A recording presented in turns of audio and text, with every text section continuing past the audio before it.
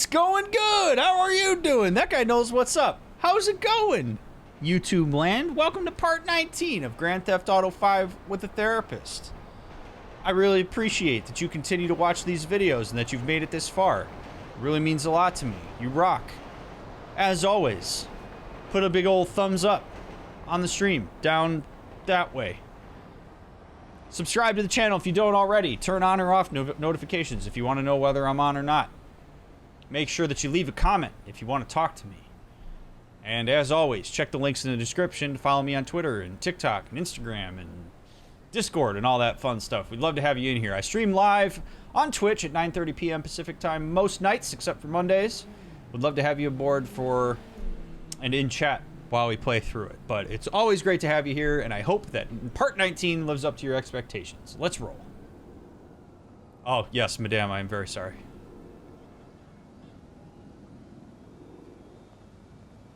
Alright, I'll check those out, Scott. Cold opens for the GTA streams have been on the next level. I've gotten lucky like every single stream that there's been something cool that's happened that I can check out. Alright, let's see. What do we want to do here? So we got Solomon, and we got personal vehicle. Okay, and we've got just straight up Michael. Let's go do straight up Michael.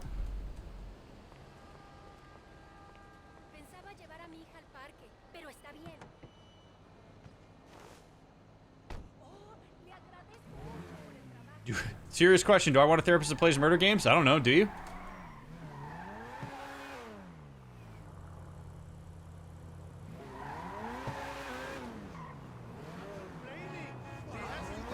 Ah, good to be back on the streets of Los Santos. On this beautiful evening. Beautiful evening to run red lights. Go see what's up with the fam. I am actually hoping that this is a family mission. I want to know what's going on with my family. I had all these conversations about them, and then they just dropped off the face of the earth. Shit.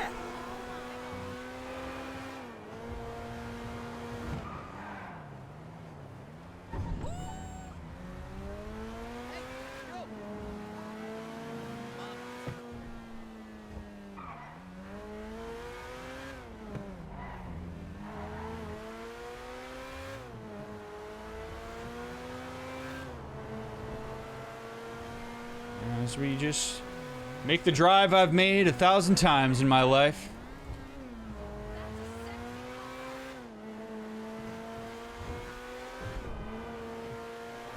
The hill, the old homestead.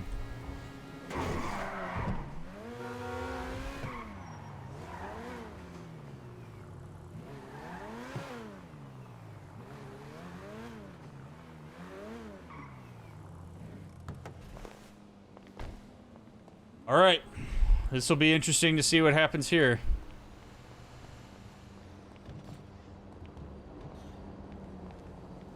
I'll go to this specific spot, Ryan. Okay.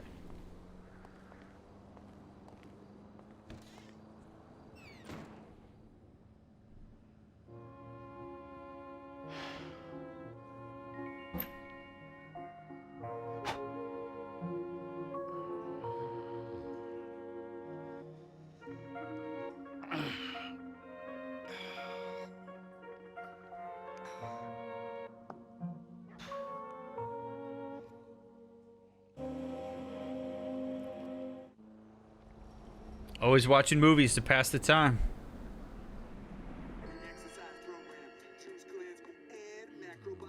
Hey. But... oh. Alright, so I'm gonna do this sort of as a hybrid. I'm gonna do some real breakdowns here as we go. That seemed to be pretty popular when I did this with Michael and Trevor. So we're gonna set the stage here. We have very little information, right? We got about 2 seconds of data, but we already have a bunch of information. Jimmy made the effort to come to Michael. So Jimmy is already in a position of vulnerability. Michael has power inherently because of the fact that Jimmy came to him. If Michael's not careful, he's going to read that and he's going to go, aha, I got you. There's any number of reasons that Jimmy could be here. Right? One reason is potentially that he needs something. Another reason is potentially that he misses his dad and that his mom was the one that influenced him to leave. We don't know. What Michael needs to be very careful about in this situation is that he makes no assumptions, because it's very easy to want to make assumptions about something like this. This is a very tense moment for the two of them. And if you want to be effective in a situation like this, if you're in Jimmy's position, you take it soft and slow. If you're in Michael's position, you listen and you don't make any assumptions about why he's here. If Michael gets into the assumption that Jimmy must only be here because he needs something, he's going to be all the way off on the wrong foot, and it's not going to do him any good. All right, so this sets the stage 2 seconds into this engagement because Jimmy showed up. As far as Michael's known, he wasn't going to be a part of this at all. So let's see what happens. Hey. I'm sorry I spiked you, okay? I get so mad and I can't control things. All right, so Jimmy's got a bit of a guilty conscience. So this already, this is about as good of a soft startup as Jimmy could have. Now Jimmy's coming in with the assumption that Michael must be angry at him, which I think is a worthwhile worry. I think it's a good thing for him to be a bit uncertain and to maybe assume that Michael's going to be upset, because really, for all intents and purposes, Michael should be upset that Jimmy drugged him. So starting off with an apology like that, without any prompting from Michael, without knowing whether he's upset, to me suggests that that's coming from an authentic place for Jimmy, where it's something maybe that he actually feels sorry about, rather than something that he thinks Michael is going to expect from him. Now, whether he needed to start it off that way, I mean, it's dicey, because it may be that Michael's totally over it and he just cracked open a whole can of worms, but I think it comes from a good place. And Michael took that in stride. He just kind of said, hey, Jim, nice and calm. So, and now it's interesting because we see Jimmy moving closer to Michael now in proximity, which whether Michael perceives that as threatening or vulnerable, we'll see. And then, shit just falls on top of me. My life sucks right now, and I don't know what to do except I want to say I love you and hug it out. But all that wimpy shit is just, well, I'd say gay, but I have some friends who are gay, so that's not cool anymore. And Okay. Two things. When Jimmy says that he can't control himself when he gets overwhelmed, I think it's fair to give him a little bit of grace as a teenager on that, because teenagers are really going through this really awful phase where they do have to learn to some extent how to manage their emotions and respond to them. And him feeling like, or him sensing that his actions are beyond his control, I think is very developmentally appropriate. We want to help him understand that his behavioral choices that he makes when he's upset are absolutely his to make, and that he is responsible for that. So Michael being affected by that decision is totally okay, and Jimmy needs to bear the consequences of that. Now, this idea that him being vulnerable, hug it out, do the wimpy shit, which he refers to as being gay, which in 2013 would not have been an uncommon way to put this. It's certainly not cool to say now. It wasn't cool to say then, but it does fit the time period. His aversion to that is learned. And it's learned from two different places. One would be the wider culture that he lives in that perpetuates what we now refer to as toxic masculinity, which is a rigid adherence to certain roles that are traditionally assigned to men, meaning that you need to be stoic, that you need to hold it together, that the only way that you can show any kind of emotion is through aggression and anger, and that any sort of soft emotion equals vulnerability, equals you'll be cast out of the group and you should be ashamed of it. So Jimmy's dealing with that. And also, I think he learned it from Michael. and learned it from his family. Every idea we've had about Michael's family system, and this includes Amanda and Tracy, is that there is not an abundance of warmth. We don't really see much warmth from Amanda. We don't see much warmth from Michael. We don't see it from Tracy. We don't see it from Jimmy. That these vulnerable experiences and talking about emotion is not something that the family has shown it can tolerate. So the only way that we ever see emotion expressed in this family is through intense outbursts. So when Jimmy tries to soften, which I give him a lot of credit for, he's up against what he's learned culturally and in his own family system. And he's probably assuming that Michael is going to perceive it the way that he does, which is to say that he projects the wimpy part of this onto Michael, rather than just stating that that's what he'd like to do and allowing Michael to respond to it. So he's already kind of created this idea that what he's about to do is not okay, and it puts a spin on it instead of him just taking pure ownership of it, of like, Dad, I miss you. I'm sorry for what I did. I would really like to give you a hug and figure out a way to reconnect.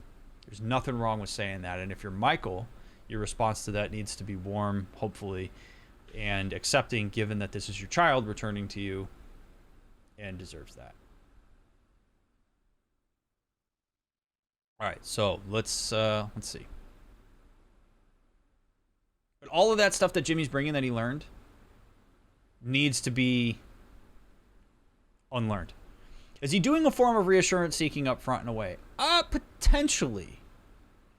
But I don't know that it's an unhealthy reassurance seeking. I think Jimmy is anxious about what his father's reaction is to what he did, and is probably seeking some reassurance that his dad doesn't hate him, and that maybe they have a chance at making up. And I don't know that that's what I would consider to be excessive reassurance seeking. It is definitely a form of reassurance seeking, though. He's looking to see what Michael does in response to him saying this. Ones that I don't really like, it's not because they're gay. So lame, all right? You are just a lame and angry psycho sometimes. You do bad shit and things.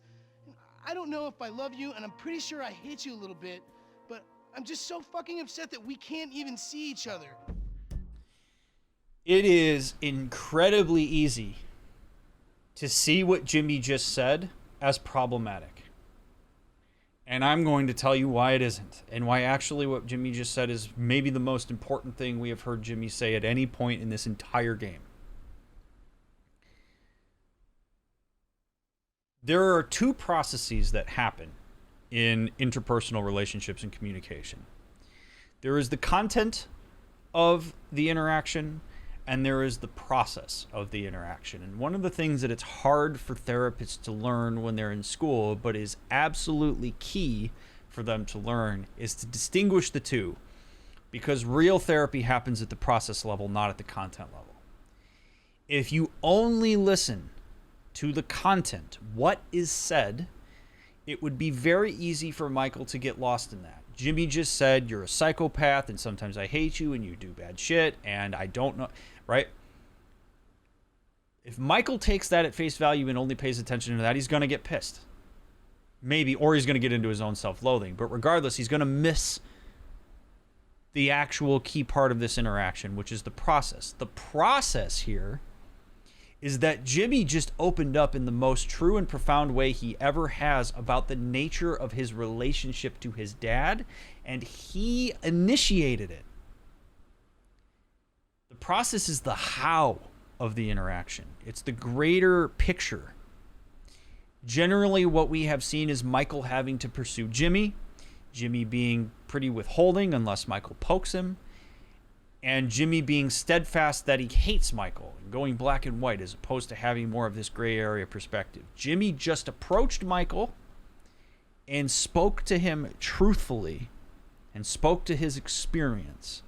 And that, if you can pay attention to that in a conversation, that process can actually be very connective and intimate, even if what a person says to you is somewhat hurtful. So this is a beautiful example of that distinction between content and process.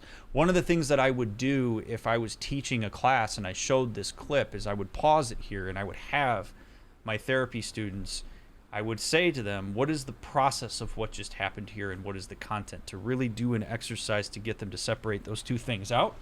It's very hard to do. It takes a lot of therapy students a year or two in their programs to usually start to make the distinction, but once you do, it's pretty profound. When you can start seeing things for the how versus the what, it opens up a whole host of interactions, and that's what I'm always looking for when I am engaging with like clients and just people in general. All right. So we have Jimmy in a vulnerable position doing something different, and the hope would be that we could facilitate Michael doing something different in his response. The ideal response for Michael would be, if I'm facilitating this interaction, would be, Jimmy, I really appreciate that you came to me and that you just told me all of that. My sense is that what you just said is honest, and even though it's hard for me to hear, I appreciate that you told me.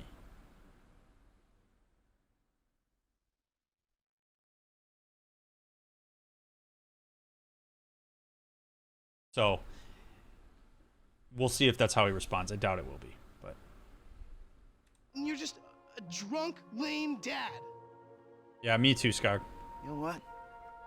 That might just be the nicest thing anybody's ever said to me. Hey! So will you buy me a car? Go!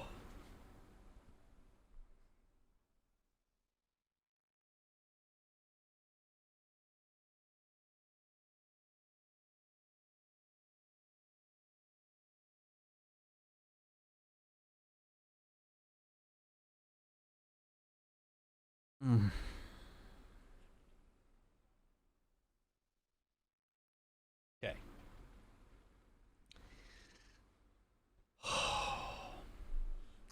So one of the things that we would want to, would want to help Jimmy understand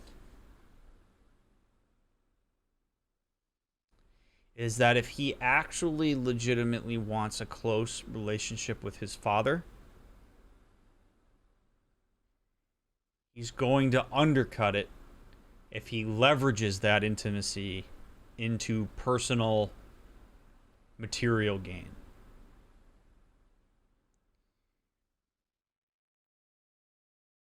Now, to empathize with Jimmy a little bit here, as hard as it may be to do, this is how Jimmy has learned to engage with his dad. I mean, Michael really has only created a presence where he provides things on demand rather than actually facilitating a connection.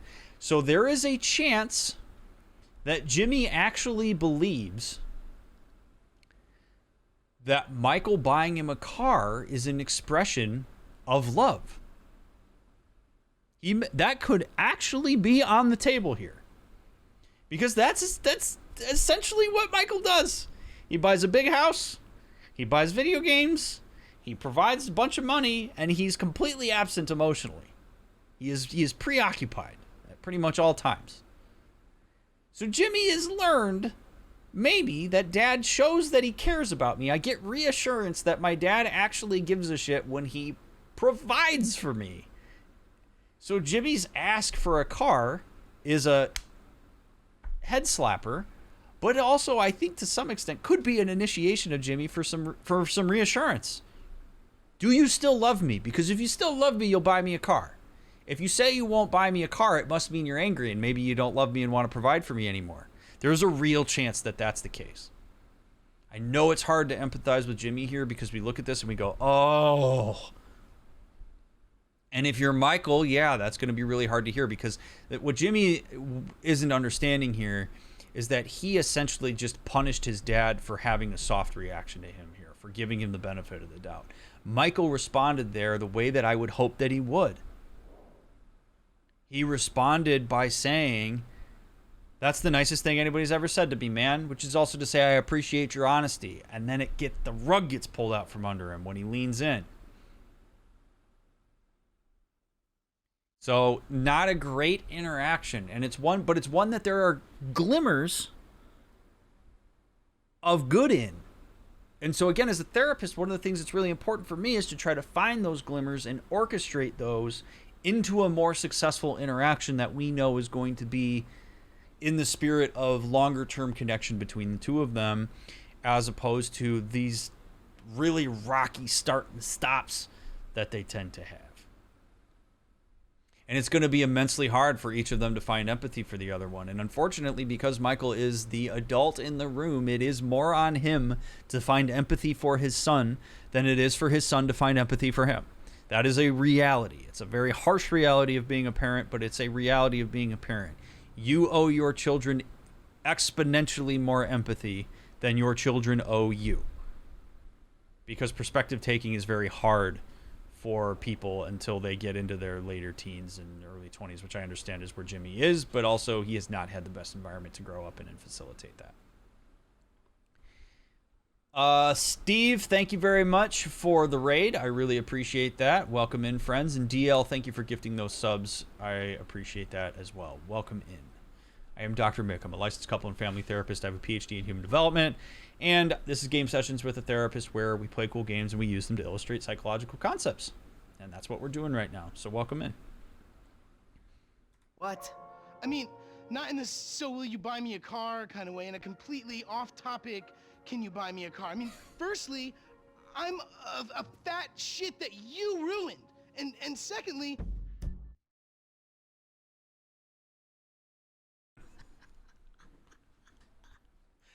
Ooh!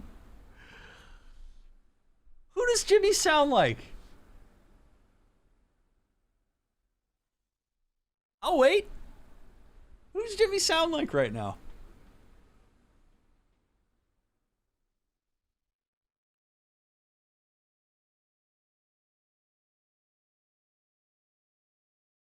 He sounds like Michael. He sounds exactly like Michael. One of the things, so this is the most perfect illustration. The most perfect illustration of just how important it is to understand as a parent that your kids watch you, and without knowing it, they pay attention to process.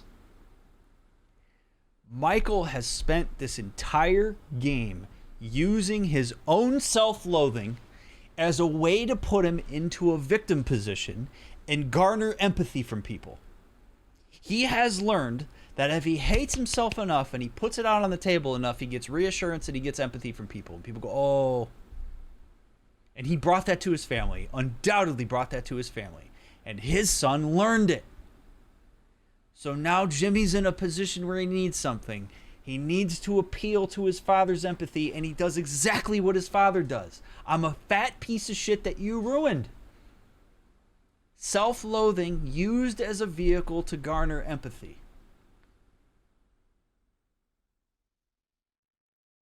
Woo! What a beautiful example of how you learn that kind of thing. So Michael and Jimmy are staring in the mirror right now. It would be very important for them. We would be cracking this open at some point. But it's just in that little line there, you see what he's learned from his father. Because kids watch. Whether you think they do or not, kids watch. I will get a job, and I will stop smoking pot in that sort of way, okay? I love you too, son. Now, And Michael gets it. That's beautiful. That's beautiful. go. Get a job, because I don't have the money to buy you a car. Besides which way, I'm probably gonna be dead in a couple weeks anyway. Please don't die, okay? Yeah, it's great catching up with you two, Dad. Yeah. Hey, how's your mother? Oh, she's great.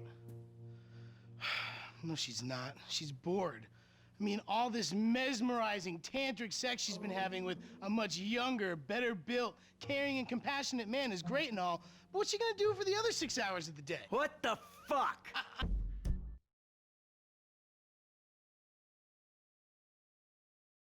Ah, whoa.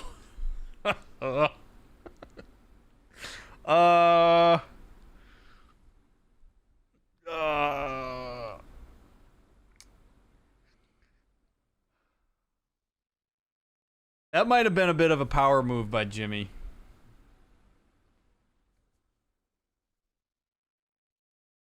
Jimmy came in with his tail between his legs, wants to reconnect with his dad, wants to buy a car. Michael says, "No, I can't do it. Go get a job." It's not what Jimmy was expecting. And Jimmy, you know, there's a difference between telling the truth and telling the truth in a way that is designed to do something more than inform somebody. That was the truth designed to do a little bit more than inform somebody. That was a bit of a shot at Michael. At least that would be my read on it. Is he wanted to get a little bit of a shot at him, given that Michael didn't come through for him in the way that he was expecting. And I'm not suggesting that Jimmy's like super petty. I think he's trying to be honest and he's kind of bumbling his way through it. I think Jimmy, for the most part, is a pretty well-intentioned person. Big oof there. Now, Michael's anger that we saw a little glimpse of and are about to see more of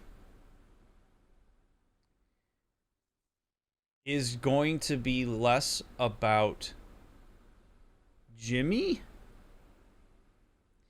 and I think more about his own internal self-loathing.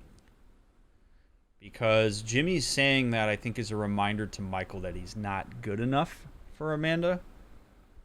And it's going to remind him of all the work that he theoretically has to do if he wants to get to a point where he's going to be able to get his wife back and satisfy her.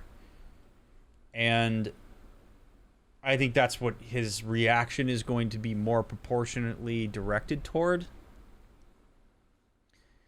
Now, that said, if Michael decides that he's not cool with the way that Amanda has handled this, Michael is under no obligation to stay with Amanda. He's under no obligation to pursue her. He actually is in a really weird position because if Michael decides that he wants to pursue Amanda and get her back, then there is a part of him that's going to have to accept that this is something that she has decided to do while they are not together. Like, he can't change the fact that she's already done this, but he also can't pursue her and hold it over her head. He can certainly talk about the extent to which he's upset by it. But Michael is very much at a point here where he could also say, you know what? I don't want to deal with this. This isn't worth it to me. And that would be perfectly reasonable as well.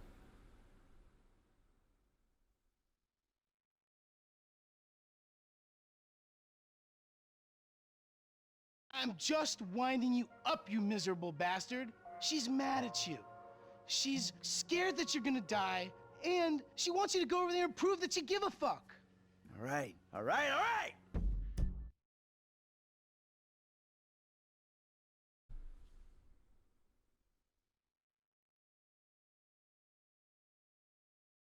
Very cool insight on Jimmy's part. Was not necessarily expecting that, but it goes to show that he was intentionally winding him up and putting an edge on it, so cool. Now, here's what makes this a little bit more complicated than what it would otherwise be.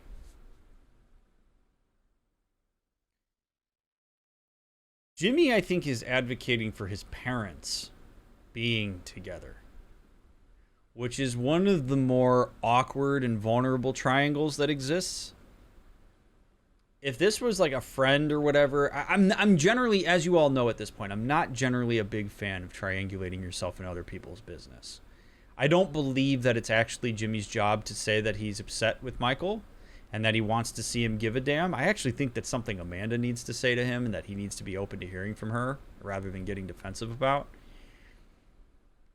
Jimmy, I think, is coming from a place of, I really want this to work out. This information would be good for you to have. But he also kind of lets Amanda off the hook by saying that. Like, I think to an extent, like, he's helping Michael, but he's hurting Amanda.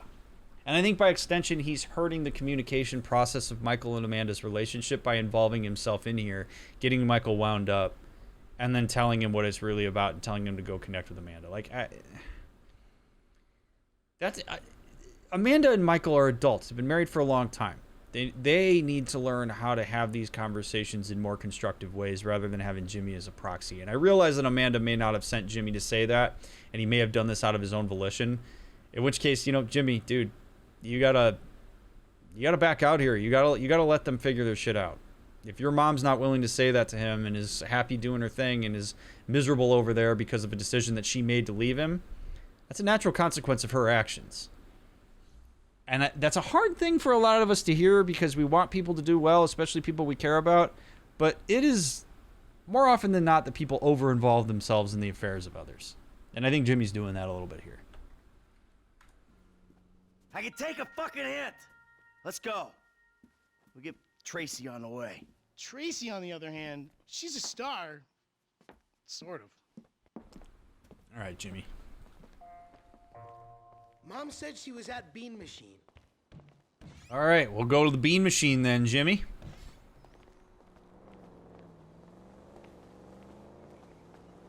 All right, let's see how this goes. So, what's been happening?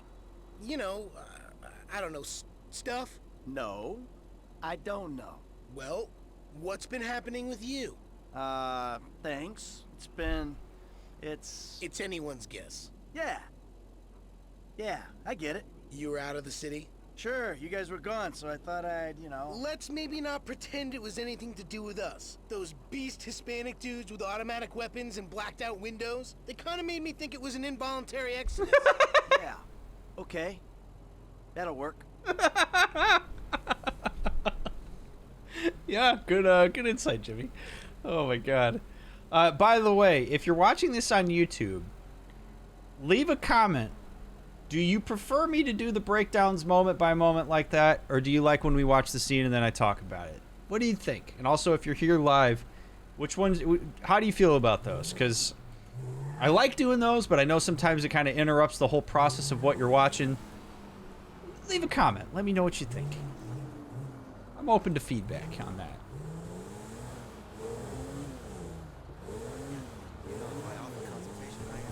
All right, bean machine right around the corner. Here we go.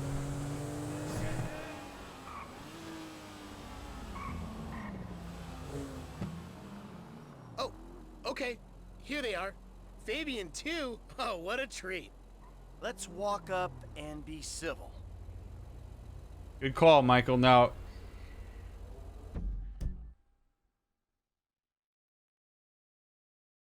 yeah, I hear you on that, Scott. All right, so before we go in here, let's set the stage. Like when this happened with the tennis coach, Fabienne is a bystander. Fabienne is not the problem. As far as we know, he's not coercing Amanda. Fabienne is the yoga instructor. He is the person that Amanda has chosen to attach herself to. The thing that got Michael in trouble, that started this entire game essentially, was that he directed his anger towards the tennis coach. So when Michael goes in here and experiences anger or disappointment or sadness or whatever it might be, Michael needs to hold that and internally direct it toward Amanda. It is Amanda who has chosen to engage with Fabienne instead of him. It is indicative of his relationship to Amanda that it is happening. Fabienne is not the problem. And he's going to want to pep talk himself on this before he walks in. So he says to Jimmy, let's be civil. That's a really great way to do it. And then I would also be saying to myself, do not focus on Fabienne.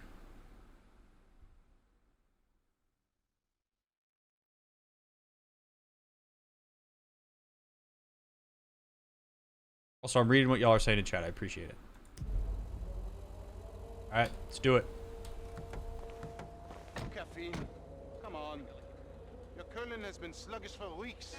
A little bit less lifestyle guru and a little bit more boy toy, please? Excuse me, I'm trying to write a screenplay Shush, here. woman. Hey, Amanda. Fabian. Michael? Hi, Mom. Hi, Jimmy. She's true. a picture of holistic well-being, I don't think. Hey. Maybe they shit once a year between them. Oh! That's my son! Amanda, come. I have a new unitard on hold. You must pay for it. Hey, Hey. buddy, I'm gonna ask politely that you show my wife a little respect. That's fair. Red meat has been blocking your chi as well as your digestive tract. I ain't even gonna go there. I'm gonna ask you one time, nicely. Michael, just hit him, please. Shush, woman! Anything for you, sweetheart. What are you I had some really good work there, you dick! There's a lot more where that came from, Holmes. Is he alive? Yeah, he's... You could have given me 10 guesses on where this was going to go, and this is not what I would have guessed. Not what I thought was going to happen.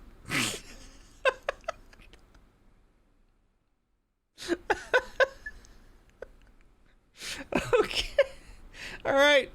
So, hey, not that I expect to be able to predict this like completely, but holy shit, that is not where I saw that going. All right, but let's break it down.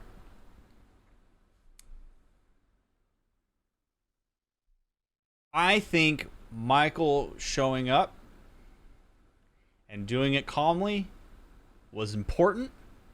I think it showed Amanda that he was willing to make the effort. I think it confirmed for her that Michael was still important to Jimmy. When Jimmy got insulted, it makes sense to me why that would have pissed her off. I also think it speaks to probably, and I don't know this to be totally true, the circumstances under which Amanda and Michael got together in the first place. This is a little bit of like, this is a hybrid of Michael's old life and his new life here.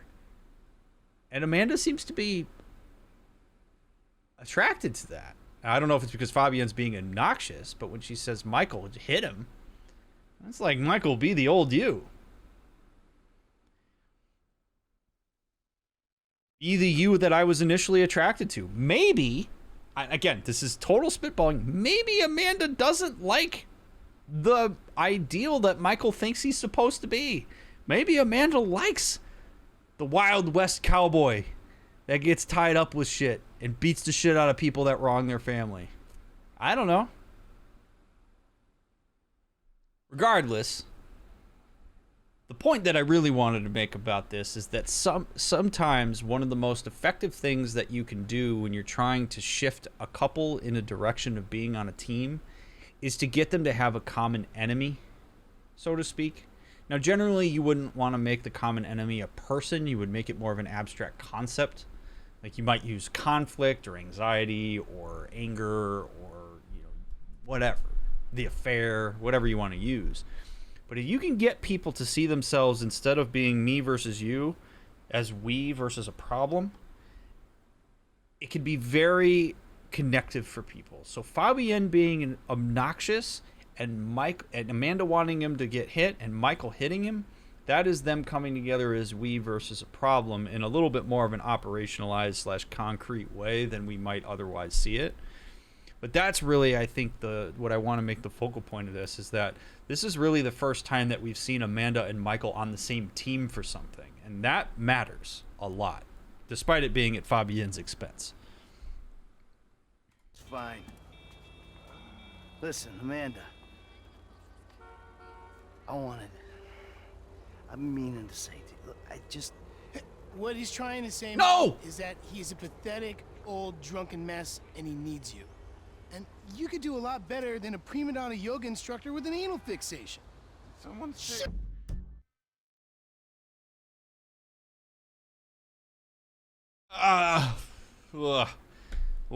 Okay. What Jimmy did there is actually not terrible.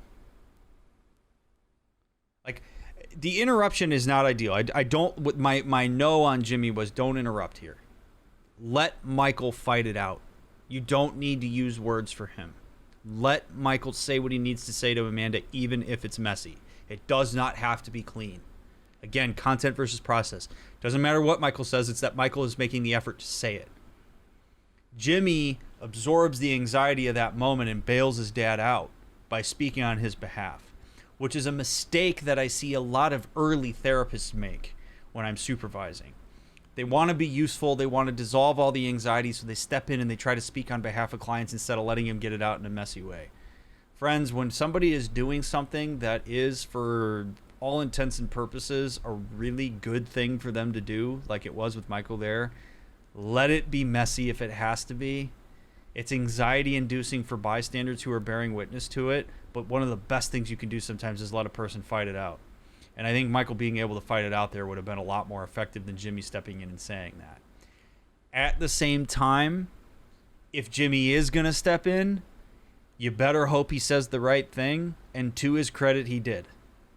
He did actually filter what Michael was trying to say, and he did give voice to it in a way that is more clear than Michael probably would have said it.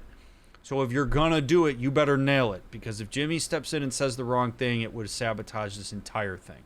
So Jimmy got pretty lucky here. But we all feel a pull to do this from time to time. I guess we could try. All I'm asking for is a shot. Neutral ground. Dr. Friedlander's office. Oh, All boy. of us. I'll pick up Tracy and bring her there. Oh, Jim. boy. Fine. All right, you. Come on. Get up, you idiot. Oh. Dr. Friedlander's office is not neutral ground. It is not neutral ground. Dr. Friedlander's office is unbalanced in the direction either for or against Michael. If you are seeing a therapist individually and you want to turn it into family or couple therapy, that is not always a good idea. In fact, more often than not, you would want to get a referral for a new therapist. If you want neutral ground, then you'd need to find somebody else to work with. A lot of people think that, like, oh, cool, but I already have an established relationship with my family. Well, Dr. Friedlander has a very biased view of Michael's family because he only has what Michael has told him. And it's really hard for him to get over that first impression. So Amanda's saying, let's go to Dr. Friedlander's office because that's neutral ground. I don't expect that Rockstar was going to code another therapist into this game to follow the ethical guidelines of MFTs. So I understand why they're going to see Dr. Friedlander, but you should just know that Dr. Friedlander is not neutral territory, and it would not be ideal for them to go see him directly. And if Amanda saw him individually before he saw Michael, that's not great either, because that's too many. You can't see two individuals from the same system at the same time often. There are some circumstances where I suppose that's possible. It just gets too complicated with this stuff. What about parents sending you to their couples counselor when you need therapy as a teenager? There are some situations where that would be okay. Potentially. It depends. There's a lot of y'all navigating the complexities of who sees a therapist in what modality is way more complex than people understand it to be, and it's on your therapist to explain that and to understand it. It's not on the layperson to understand these things. Yoga? No yoga. All right, you know where your sister is, right? Yeah. Let's go. Wait, but what about that sugar, caffeine, and emulsified pig fat flavored beverage I want? Another time. Oh. Later. Oh. Tracy's meant to be at the tattoo parlor. At the tattoo parlor, huh? What? Tracy's getting another tattoo. No, oh God, no. That Laszlo guy's there. Laszlo, that asshole. What's he want? It's Tracy that wants something. She wants to get back on Fame or Shame after you and Uncle T cut her cameo short. Well, maybe we ought to help her out with that. Maybe we oughta. Hey, let me ask you. Back there with your mom. That went okay, didn't it?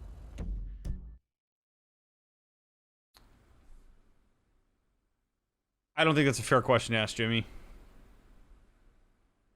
Jimmy's not the one to evaluate whether that went well. See, I'm getting a sense from Amanda and Jimmy that they are overly relying, or Amanda and Michael, that they are over relying on Jimmy to provide feedback and to inject change into the system. That is not Jimmy's responsibility. Jimmy is not the one who makes the decision of whether the way that Michael approached Amanda was good. That's for Amanda to determine. That's a question that Michael should ask Amanda. And arguably, I don't even know that it's a question that he should ask, because I think that's a question that's bred more from like anxiety rather than an actual need to be asked. Amanda literally said, I'll give it a shot and I'll go to therapy with you. That's feedback enough to suggest that the way that you interacted with her was probably pretty solid. So don't bring Jimmy into this to be the evaluator of your initiations with your wife. He's your kid. He's not your therapist. He could ask that to Dr. Friedlander, but not Jimmy. Parents do this way too often. If you are a parent, do not put your kids in a position to evaluate efforts that you make for your relationship with their co-parent. It's not a fair position. It's triangulation, and it doesn't bode well. Anything that ends with Fabian's burst eardrum is more than okay with me. Yeah, I mean with me and your mom. I think it's an important first step in, like, the direction of okay, if you know what I mean. Yeah, I know what you mean. I don't know. I just not big on parents pulling their kids into their stuff like that. Now, Michael could say, so if you want an alternative, what Michael could say instead is, how was that for you to see, Jimmy? How does that affect us? It is okay for Michael to ask about his relationship with Jimmy. How are we doing? That would be more sufficient, and I think better directed.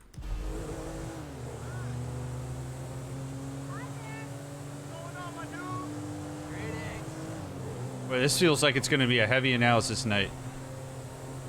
Might have to play a round of golf after this. I don't like this car.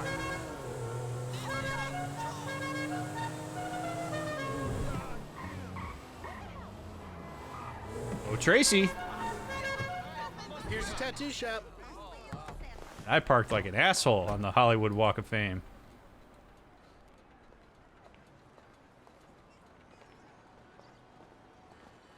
Let's do it all again. Sequel 2. Hi, I'm calling about the trial membership deal thing. Yeah, for the most part, Bumble, yeah. How much extra is a personal trainer? I think at this point it's really... Blazing For tattoo. something hip that, says I'm capable of violence, but I'm awesome in the sack. So listen, babe, if you want to make it in Vinewood, you got to do whatever it takes. Even if whatever it takes is a depressed borderline alcoholic who hosts the third most popular talent show amongst the 40-year-old female demographic. So, you'll let me on the show if I blow you? Yes, and if you could wear some black lipstick, the little guy loves the goth vibe. Oh, I know we've been over this. That interaction is a little too real, man. Now, if you're a person that's in the camp that says, well, Tracy, just don't do it. Exert your autonomy, girl. Say no. Don't consent. You are missing the mark. Because when the gatekeepers of a particular field are like this and connected, to not entertain the idea is to essentially put a nail in your coffin as it relates to finding work in this case, show business. It is on people in positions of power to behave better. And this is a real reality that a lot of people face. When people who can do something for you, who can get you connected, because it's all about connections, have ulterior motives, little extra layers of harassment that they add to it. If this is a person who is a gatekeeper, potentially even the gatekeeper to what you're trying to get into,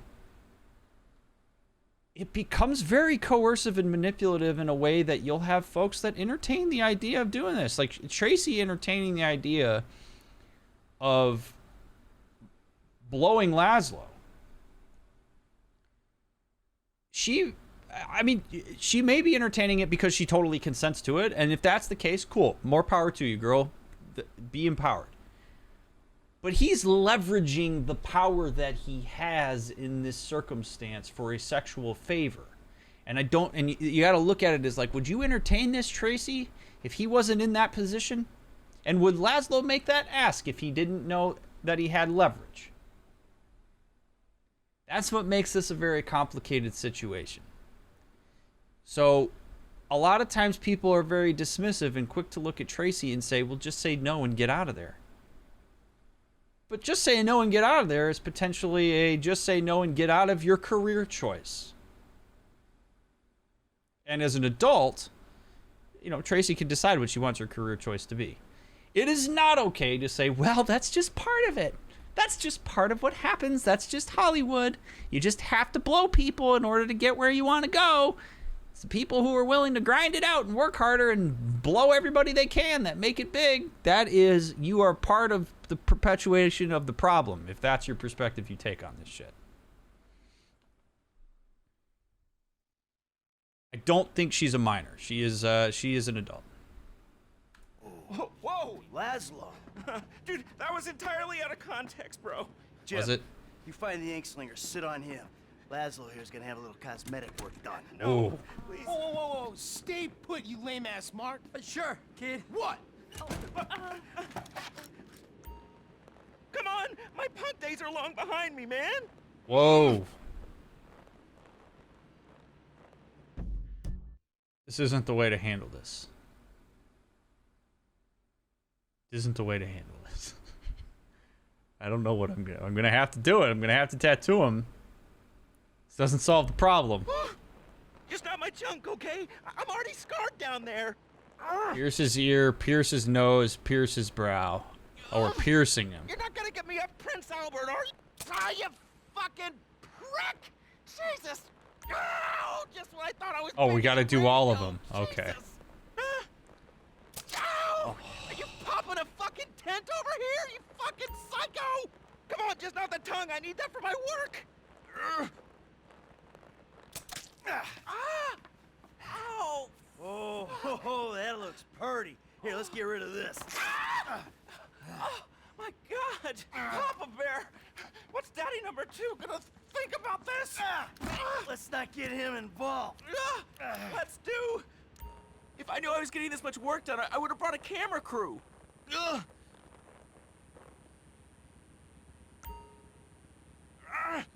Please don't tattoo a cock.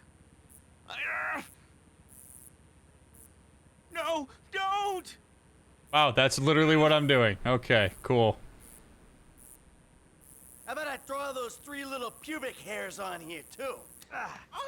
There we go. Oh, Nice. you got like a camera phone or a mirror I can... Oh, yeah, I'll get you a mirror. Smash you over the head with it. Dude, That's fuck better. this. Snip, snip. Oh, this is a real one-stop shop. You fucking asshole, I'm a celebrity. Oh, no, that's my signature, my ponytail. Now I gotta get extensions. No, what you gotta get is my daughter, whatever she wants. Yeah, without sucking on your piddle stick. Look, okay, guys, that was a joke. I'm a clown. I'm a sad, lonely little Hey, clown. you're gonna put her on your show and you're gonna make sure she looks good. That was a joke. Is a common excuse. That was a joke doesn't work when you're in a position of power. Because when you have power and leverage, the line between reality and joke is almost impossible to see. Unless you have very long-term, intimate experience with that person where you can make the differentiation. Which Tracy and Laszlo don't have. I was just joking. Yeah, it was just a prank, bro. No, no, no, no, no. Think about what you do before you do it. It's just a joke doesn't change the impact, and it doesn't change the circumstances under which you said the thing that you said. Look, okay, I got a lot of juice in this town, but I mean, I'm not a miracle. Just do it! Yeah. All right. All right, Trace, let's go. We gotta get to the therapist. What? So, I'll like call you or something, okay? Bye. There's ever a family that needs therapy. My ponytail. How do I look? It's not good, is it? Who knew you could use a tattoo gun? It's one of those skills you pick up in prison. You know, inking your name on your cellie's ass. Ew. Are you serious? Come on. No. Not quite.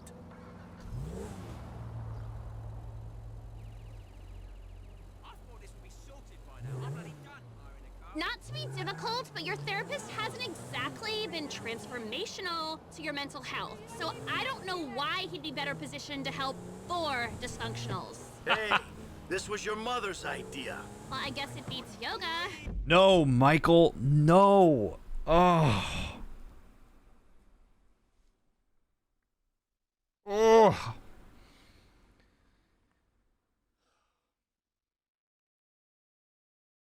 The decision to go to therapy is a joint decision. Amanda may have suggested it, Michael, but you said yes. And if you're going to think about yourself as being a unit with your wife, you have to start talking as if you are a unit with your wife. We decided that we were going to do this. Not this was your mother's idea, because what Michael's doing there, maybe without realizing it, is he's saving face. What he's worried about potentially is that going to therapy is something that's going to be upsetting to Tracy and to Jimmy. Maybe there's some stuff that comes out that's hard to hear.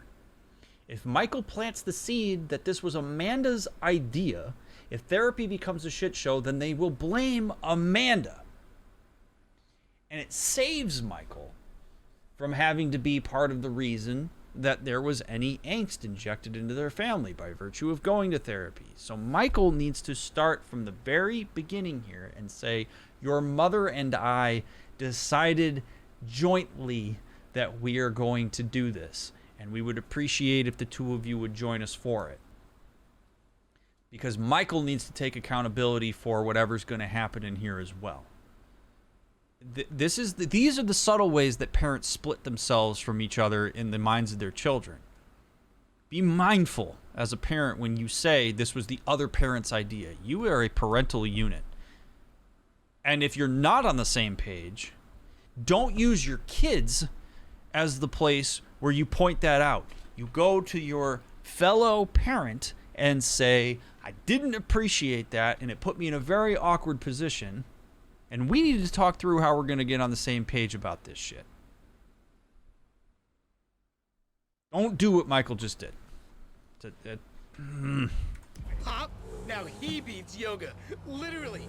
Like Fabian, around the head with the laptop? Oh yeah, like pow! Our old man released the dude's inner tranquility all over the bean machine batting. To be honest, and I know it's karmically bad, but yeah, I fucking hate that dude. Yeah, I know, right? He's so up his own ass. You're a fucking contortionist. Whoopee. I contort my junk all day long and I don't act all superior about it. Just a little ashamed and empty inside. Overshare. Hey, guy was talking smack to your mother. Well, I applaud you, Pop. Here, here. You're like finally like using your powers of selfishness and rage for like good. Not an objective universal good, but like a subjective what's in our best interest kind of good. Fuck yeah! Awesome! Let's rob somebody! Do it, Dad! Yeah! Do it! Do it! Enough, okay? I love that we're getting along, but knock it off. Yeah, don't like actually rob a liquor store. That might like kill the mood. Fucking therapy. Let's do that shit. Hey, how about you just let your mom and me talk, okay? We got some issues we gotta iron out. And seeing as you two aren't into it, you can just sit there and be quiet. That's cool with me. I got all the prescriptions I need, at least for the meantime. Thank you. Oh, it's so good. Oh my God. Oh, so Jimmy's a bright dude. Oh my god. We're gonna like use your powers to for us, that kind of way. Oh my god. All right. Now that was a nice way for Michael to equalize out a little bit, like what I said earlier. And he says like, this is gonna be about me and your mother, and you guys need to sit there and be quiet. Cool. I can get on board with that. Wow, this is gonna be wild. I was not anticipating that I was gonna have to analyze a family therapy session tonight. So strap in, friends. Really glad that you're all here. I'm guessing some of you that knew this was coming, maybe this was a moment that you were waiting for.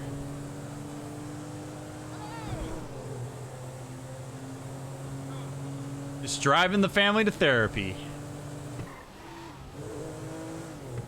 One of the great unknowns as a therapist is, what do the conversations sound like when your clients are in the car on the way to and from therapy?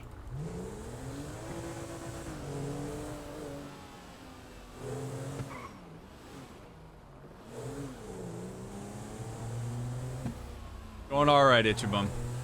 I'm glad to have you all here. All right, here we go. On our way to see the doc.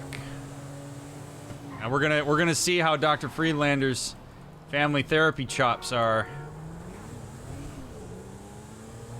Something tells me they might not be super fabulous. Now, as I am going to need full concentration powers here, we're gonna chill in the car for a second. I'm gonna go pee very quickly because I need to be fully in tune here.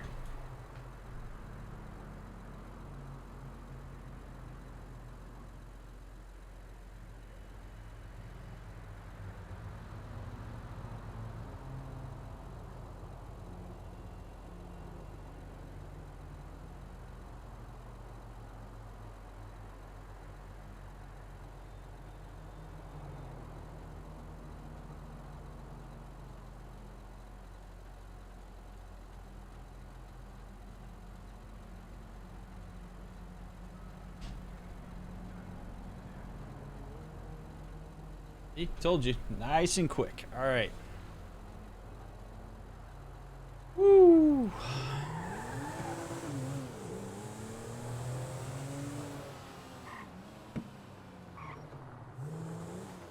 Michael, kids, let's go inside. Okay.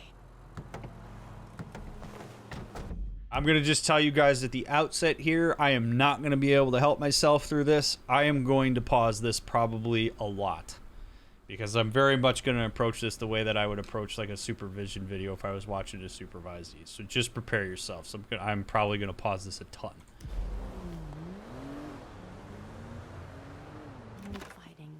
Amanda! Hello! Good to see you again. Michael, I'm so glad. Isn't this great? Fantastic. Michael, be positive. I am being positive. This is me being positive. Give it up, Michael. The sarcasm. Now, we are not off to a good start. I think we actually get a little bit of a... We get some insight into Amanda here. Literally before they walk into the office, she's saying no fighting.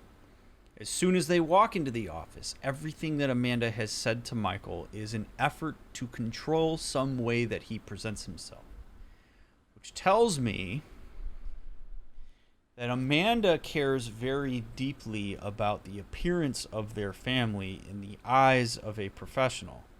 And this is actually very common. There are a lot of people that will actually withhold the things that they should be showing their therapist because they're worried about how their therapist is going to judge them. One of the great impediments to therapy is a client's desire to impress their therapist. So if you are in therapy and you ever find yourself in a position where you believe that you should impress your therapist, get that out of your mind stat. Because it's going to impede you more than anything else. So Amanda has clicked into this little micromanagey space here. And Dr. Friedlander might do well to point that out and say, hey, you know, Amanda, I noticed from the time you walked into the office to when you sat on the couch, I noticed you're giving Michael a lot of directions. I'm wondering what that's about. So there's some level of self-consciousness here with Amanda and a desire to control that situation. And Michael is, you can see it. It seems to be quite frustrated by that. Now, another thing that structural family therapists are big on is where does everybody in the room sit relative to each other. So we have Amanda on the end, Michael in the middle, sitting next to Tracy and Jimmy. I don't know that I have too much of a read on that. I think we would have had more information if Jimmy and Tracy would have sat on the adjacent couch, or if Michael and Amanda hadn't sat next to each other, or if they had put the kids between them. That's a common configuration you'll see in family therapies, that the parents will sit on opposite ends and they'll put the kids in the middle of them as like a buffer. You sometimes get a lot of information about hierarchy based on where people sit. I don't know that that's something that I would be reading too much into in this particular instance, though. It's one of the reasons I moved out. It's beneath you. No, it's not, Amanda. Trust me. Nothing's beneath me. No, normally. Self-loathing. Boom. Right there. Amanda now is coming out guns blazing because she's perceiving this as being some kind of neutral territory, and perhaps she sees it as safe to unleash on him. Dr. Friedlander would do very well to say to them, hey, this is not going to be a spot where we just unleash on each other because this is perceived as a safe space. We're gonna talk through these things effectively. Now, at the same time, because this is somewhat early on, maybe Friedlander does let them go as a way to understand their process a bit. And yeah, Jimmy and Tracy are relatively disengaged from this, and that's fine. There's a whore beneath you. Yikes. You know, for someone who spends every waking moment working on themselves inside and out, I gotta tell you, the progress has been really fucking slow. How would you know what progress is like, you stupid murdering shit? Gee, because all you do is whine at me. Oh, all I do is whine.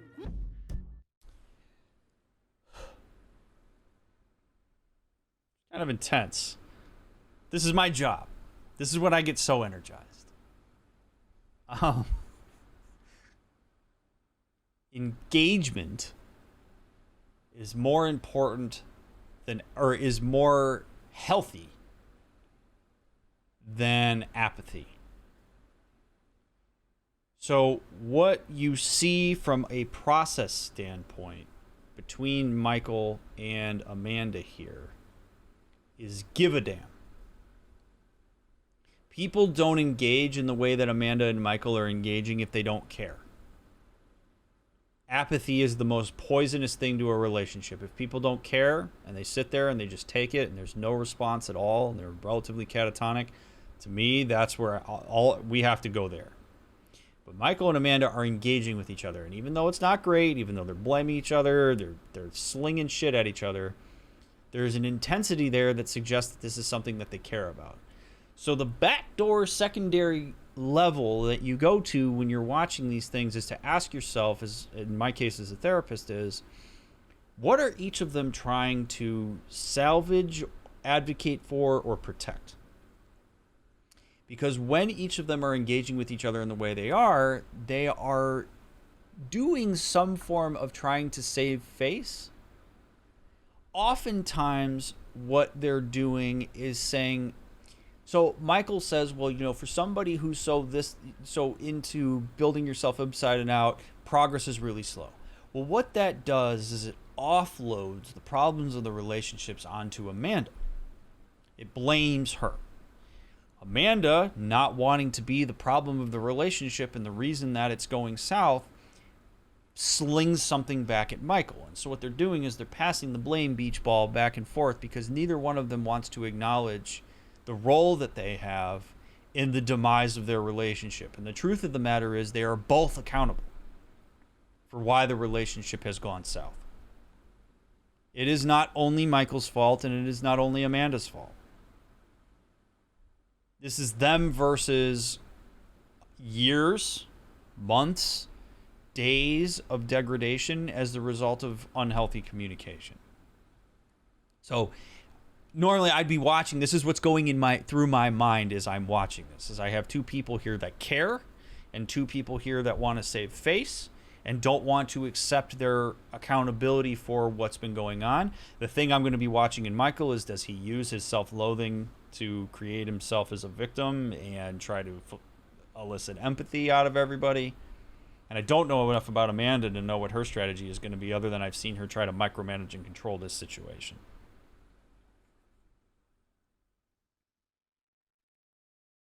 All right, so let's keep going. Michael, could you please stop murdering people? Michael, could you please stop endangering me and the both of your children? You kill people, and then you sit in the sun and drink and feel guilty about it.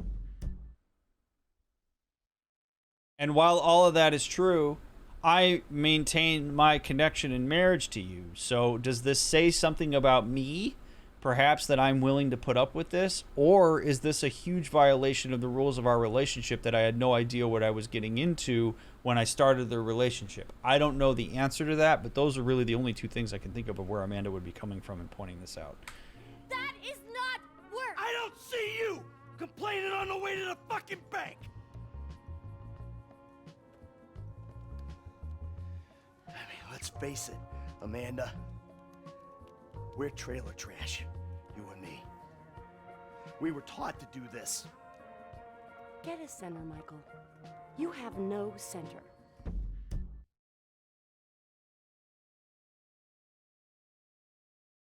Okay, so I give Dr. Friedlander actually a lot of credit here. I know I'm pausing a lot and I'm intervening, but I actually give Dr. Friedlander a lot of credit here for sitting here in silence and watching this happen. Because I would be doing the same thing. A lot of what I'm sharing with all of you is what I would be thinking while I'm watching this, but I wouldn't have intervened yet either. So I give him credit. It seems like to be the case with him. I give him credit at the front, and then he does something stupid at the end. Now, Michael made a very important point there, and Amanda's silence suggests that he's not entirely wrong. That despite the fact that she is complaining about these things, she does cash the checks, right? Which means that she stands to gain from the sacrifices that he's making in the same way that, you know, he gains from whatever kind of sacrifice she might be making. I really think the key part of this process-wise is that Michael softened. And Michael made an attempt to establish we and a common ground. He made that attempt. We literally just saw it. He said, you know what? You and me, we're trailer trash. We learned to do this. He even took the blame off of the relationship. Like, Michael made a very God-honest attempt at trying to establish this is you and me versus something, that we have a lot to work through jointly. And I give him so much credit for that because it's not easy to do after he just got elevated. Not only that, he brought himself down. He managed his anger. He de-escalated himself and then sought connection with her. That is not easy to do in this context. And that's amazing that he did that. And then we saw what in my mind is about the worst possible response he could have gotten from Amanda from a connection standpoint. He closed the gap, and it might have been intimacy and closeness that perhaps she wasn't ready for. I don't know exactly what it was, but Amanda bailed out of that and said, you need to find a center, Michael. He kind of swoops in, tries to close the gap, and she pushed him away there. He didn't get the engagement that I think we would hope that he would get, given the work that he did. And as many of you know, I don't give Michael credit very often when we're doing these analyses, and he deserves a shitload of credit there. So for Amanda to respond that way, again, my curiosity goes to, what was that like for you when Michael closed the gap there? And I would say this to her. I'd be like, hey, I saw that Michael seemed to make an attempt to try to connect with you, and I'm wondering, Amanda, that seemed to be threatening in some kind of way, because I noticed that you tried to put him back at a distance. And I'm wondering, when you heard him say that and make that attempt to connect with you, what went on for you? What's going on? I want to get in there. I want to be curious about it. So this would be a good time for Dr. Friedlander to step in. Almost always when you're a therapist, you want to step in, particularly if you see something ideal that you've been working toward, because you really want to provide reinforcement for that for people. So when Michael just did that, and then I see Amanda's response, I'm jumping in. I'm going, hey, can we hold on a second? Michael just made what I think is a very important attempt. And I want to make sure that we handle this in a way that is going to cultivate this kind of process continuing. That's what I'm going to step in and say. Pionk and Kitten Candy, thank you so much for bringing your communities here and for the raids. You caught me at a time where I'm literally analyzing a family therapy segment here in Grand Theft Auto 5. This is Game Sessions with a Therapist. This is what I do. So if you're interested in psychological illustrations through video games, you are in the right place. They are literally in a therapy session right now. So Michael just made that initiation. Amanda shut it down. I don't know who's going to speak next, but I really hope it's Dr. Friedlander. How about you suck my cock? Oh, man. Oh, man. Yep. Yep, yep, yep. Yep. Yep. Yep.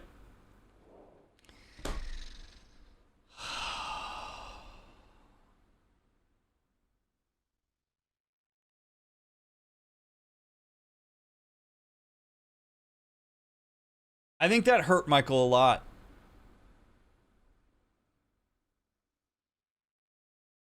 Now, not a great response, obviously.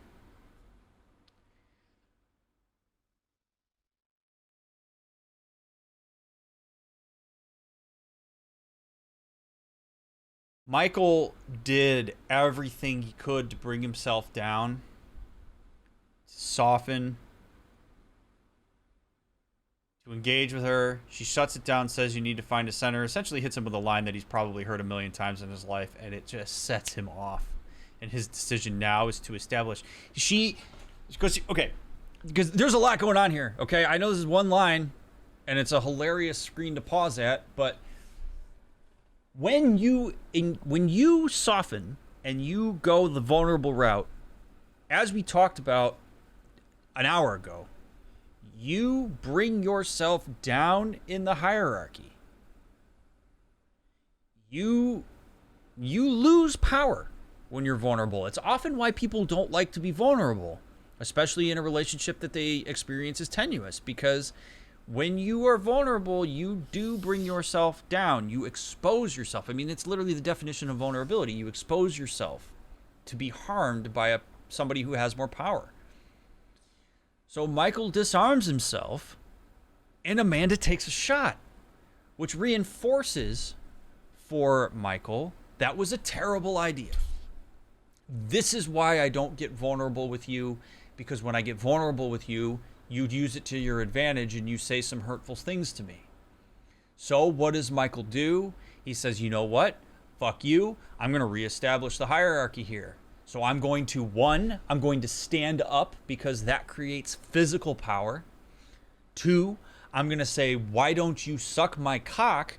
Which from a sexual standpoint is really her in the vulnerable position, so to speak. It's the dominant position, as we conventionally understand it with heterosexual oral sex, is that you're in the position of power when you're the man. Really, Amanda has a lot of power in that situation, but that's a conversation for a different time. But essentially, this is him saying, why don't you suck my cock, standing up. That is him reasserting power, and it's putting distance, because there's no possible way that she is going to soften now. This is Michael saving face and saying, you know what? No way. I'm not going to allow myself to be vulnerable anymore. Now, you'll notice that in the background of this, we have engagement here from Jimmy and Tracy. As much as they may want to act like this doesn't matter to them, this absolutely matters to them. Part of this is that Michael's standing up and engaging in a way that asserts extra power is going to grab the attention of the room. But man, oh man, this is not what we want here.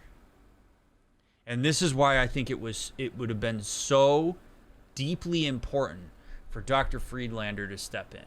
As soon as Amanda had that response, if I'm Dr. Friedlander, I'm looking at Michael because I'm expecting that Michael's going to get set off and go, hold on a second, Michael. Because this is what we're going to get. And now we're off the rails. This is not going to go well. Ha! No, wait. We'll both get a center before that ever happens. You are such a fucking animal, a deranged animal. You fucking ain't right on deranged. How could I not be? I should have had you locked up years ago, you stupid shit. Do it. I'll put you in the fucking ground with the rest of them. And that's really all the time we...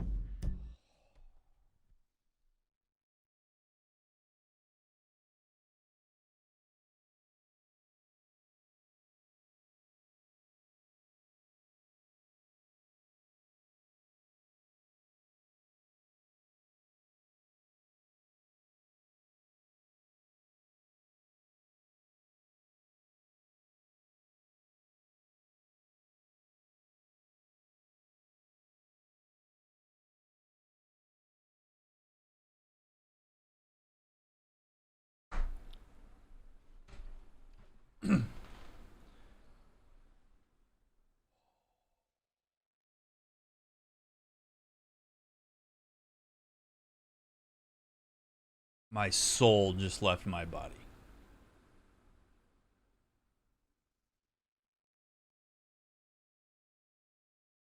Oh my God.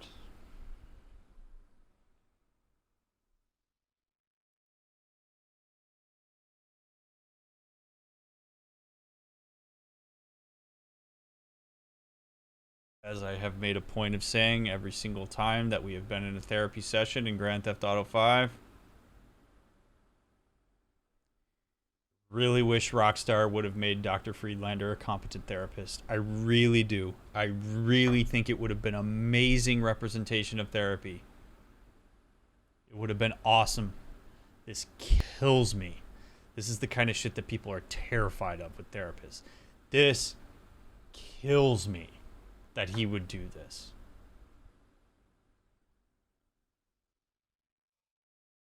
Okay.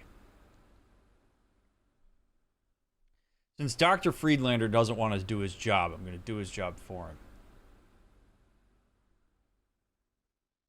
First of all, we're going to disrupt this. And Skog, I think I saw, how do you de-escalate when it gets to that point? Would you be waiting and listening to this stage even? Okay. So, de-escalation. One of the most effective ways to de-escalate is to match the intensity of the couple and then bring yourself down and bring them down with you. So, I would be on the edge of my seat. I may even stand up when Michael stands up and say, hey, you have to be pretty forceful sometimes as a therapist. Hey, I get it. I know this is frustrating. And I want to intercept this because this is the kind of thing that doesn't help you guys. And I would be intense when I say this. This is the kind of thing that doesn't help you guys. This is exactly the reason that you've come in. I appreciate that the two of you are super engaged around this, but this is not going to help you. And I'm going to stop it right here. And if you can't stop it right here, I'm going to send one of you out so we can de-escalate this. Michael, I'm going to need you to sit down. If you need to sit on the other couch over there because you're too close to Amanda, by all means do that. And as I'm having this conversation, I'm going to start to bring myself down and sort of de-escalate them. I'm not going to do the cliche, okay, now let's take a second and let's breathe. I'm not going to do that. But yes, you can absolutely time people out because this is not an interaction that's helpful. This is an interaction that, one, is what they're used to, and two, is going to perpetuate itself outside of the room if I don't do something to facilitate something different. That's why what Dr. Friedlander did here is so ridiculously egregious. Because they literally came in, did the same thing they do at home, got absolutely no input from the expert that they're paying hundreds of dollars to see, and then they're going to have to leave. It doesn't do them any good. Even separating them would be more effective here because it does something different. So what I would be doing is I would say, okay, I get that this is frustrating. I really appreciate that the both of you are willing to communicate with each other. I know it's very hard to say these things in a meaningful way, but I get a sense that right now the way that the two of you are engaging with each other is not really helping either of you out. So I want to get back into more of us communicating clearly and from more of a, not necessarily even a vulnerable place, but from a place where you're going to be able to hear each other. Because this shit where you're going to stand up and yell at each other is not going to fly. One, it's not going to fly in my therapy room, and two, it's not going to fly in your relationship. We have to stop this. And if you guys can't commit to stopping the sequence, then we're in big trouble.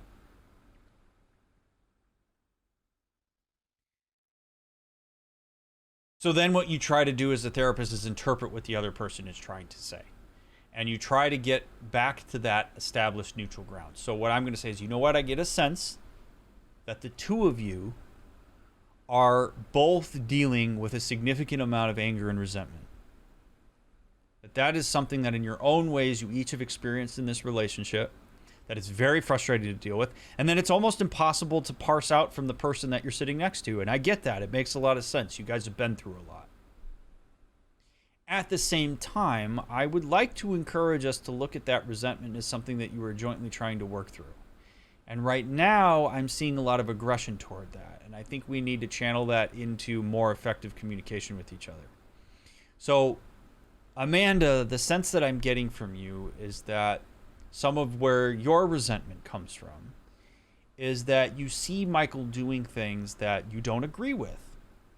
And my sense is that his reaction to those things is something that is very unsettling to you. Is that correct? And I'm talking to them directly because I'm luckily probably not in a position where they're going to fire at me. They're going to see me as somebody who's trying to help. Okay. So when you see Michael engaging with you, if I was to say that, you know, right now Michael is attempting to try to explain where he's coming from, albeit maybe something you don't agree with, would you be open to hearing what that is? Yes. Okay. Then maybe I interpret. I look at Michael and say, Michael, I get a sense that one of the things that's frustrating for you is that Amanda is expressing frustration about a lot of these things that you've done that she has benefited from materially, and that you don't appreciate that contradiction. Is that correct? And then I see if Michael is saying, okay, cool. So when the two of you are experiencing this resentment, I get a sense that there's a lot of anger. I'm wondering if you could share with me what that anger is. And when you do that, I would like the person who's not talking to just sit and listen. And as hard as it's going to be, I do not want you to respond. Do not butt in. Do not correct that person. Do not do anything besides sit and do everything you can to hear what that person is having to say. I don't need you to agree with what they say, but I need you to listen to it. And I want you to say it to me. Explain to me what that anger is in association with the resentment. And I'm going to give both of you a chance. And I expect both of you to provide the same level of grace that you would expect the other one to. And if they try to interrupt, I'm going to say, nope, I don't want to hear it. I'll get to you. And if the other one did a good job and then the second one butts in and go, hey, you know, the other person did a really good job of listening when you were talking, and I'd like you to do the same thing for them. And if you can't do that for them, then that tells me we got a bigger problem here. That's how I'd be handling this right now, given how they've escalated with each other. Is physical violence ever a concern in these situations? Or is that extremely rare? It's extremely rare. It's extremely rare for people to be physical in a therapy session. But yeah, I mean, it's potentially, I mean, this is where I'd be doing an assessment. I'd be asking them, do these fights ever escalate to where the two of you are physical with each other? But I don't know that I'd worry too much about it in the therapy room. Isn't that what a knock it off call is appropriate before yelling, etc. stops? Yeah, I mean, you could say knock it off, but you do have to be careful as a therapist when you do that, because now you're asserting a lot of dominance in the room. Knock it off can be kind of patronizing. But if it calls for it, it calls for it. How does the therapist protect their time windows? By being very boundaried, by explaining to clients that they are going to start and end on time. And then oftentimes, if it's really a client that struggles with finishing on time, you give them like a 10 or 5 minute warning. Like, hey, I just want to give you guys a heads up. We got about 5 minutes left. So, man. But Dr. Friedlander, dude. Oh.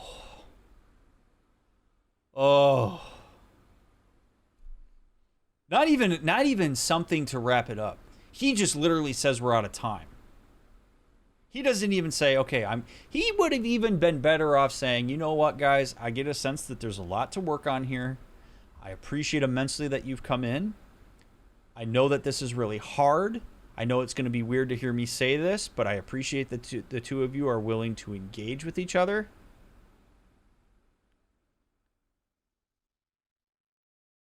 Unfortunately, we're out of time, but I definitely want to meet with you guys as soon as you're willing so that we can pick this up. That's how you end this session if you're going to end it, if he's actually at his time window. Now, I agree with you completely, Diligent, and I've made a point of saying this throughout the playthrough, that it really bothers me that this is how therapy got represented in this game, because this contributes to fears that people have about therapists. This hits a little bit too close to the stigma, and I really, truly, truly believe that if Dr. Friedlander had been written as a good therapist that was actually able to start cracking into their relationship a bit, that it would have done wonders. It would do wonders for people. Because if you could see a therapist that could successfully work with Michael and Amanda, how cool would that be to have that confidence built up? So really frustrates me from a meta perspective on this. But I've made that point a bunch of times throughout this playthrough. What would you say to Dr. Friedlander? We'll get to that. We have. Oh, Great. I think we made some real progress there. No, you did not. Oh, Michael, I hope this goes without saying, but family work is a little more expensive. Oh, fuck. What, double? Squared. Oh my god, fuck you, dude. Take care now.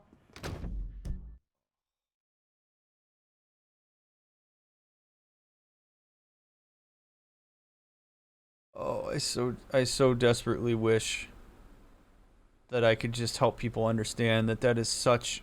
These types of therapists, they do exist, but they are a minuscule sliver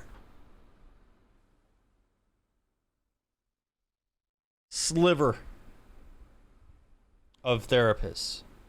This is not what therapy is like, friends.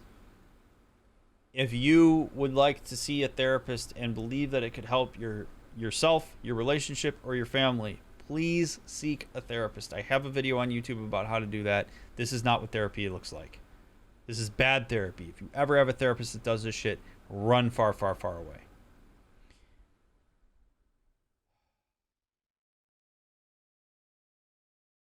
Agree completely, Stevie. Now, what would I say to Dr. Friedlander? Now, here's the really unfortunate part about this. What Dr. Friedlander did there is not technically unethical. I didn't see any ethical violations there. It's just bad therapy. It's not unethical, though.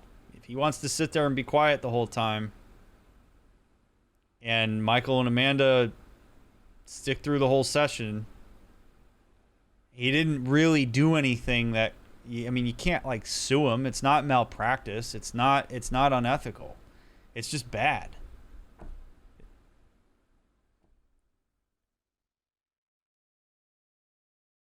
So what I would be saying to Dr. Friedlander, I'd be asking him a lot of questions. It'd be like, what was going on for you there? I noticed that you didn't say anything. I noticed that you ended the session abruptly. What put the freeze on for you there? What prevented you from intervening? What did you see? I mean, I want to make sure that he's even cognizant of what's going on. I think it's pretty clear that he's not trained as a systemic therapist, so I don't know what the hell he's doing seeing them as a family anyway, but...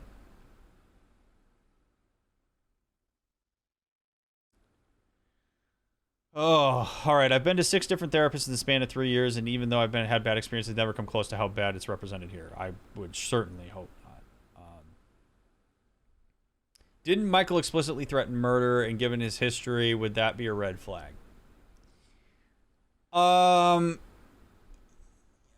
Yes and no.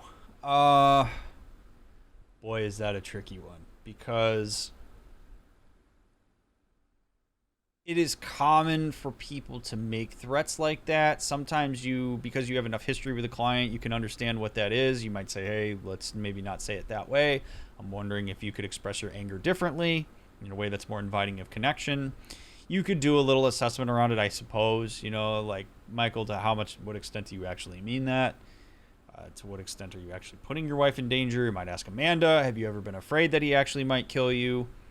I mean, then we're getting into some pretty serious stuff. But that's getting into some very, very serious stuff. But you don't, in my entire 10 years of being a therapist, I've never heard that. I've never heard somebody say that. I mean, some of this is just the product of being in Grand Theft Auto land. If Dr. Friedlander heard this and assessed that there actually was danger there and didn't do an assessment of it, yeah, he could get in trouble. But I don't even know that that's where his brain is with this.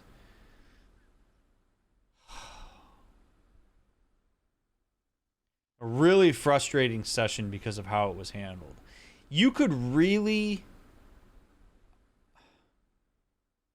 There are so many ways that you could spin that therapy session as having been effective.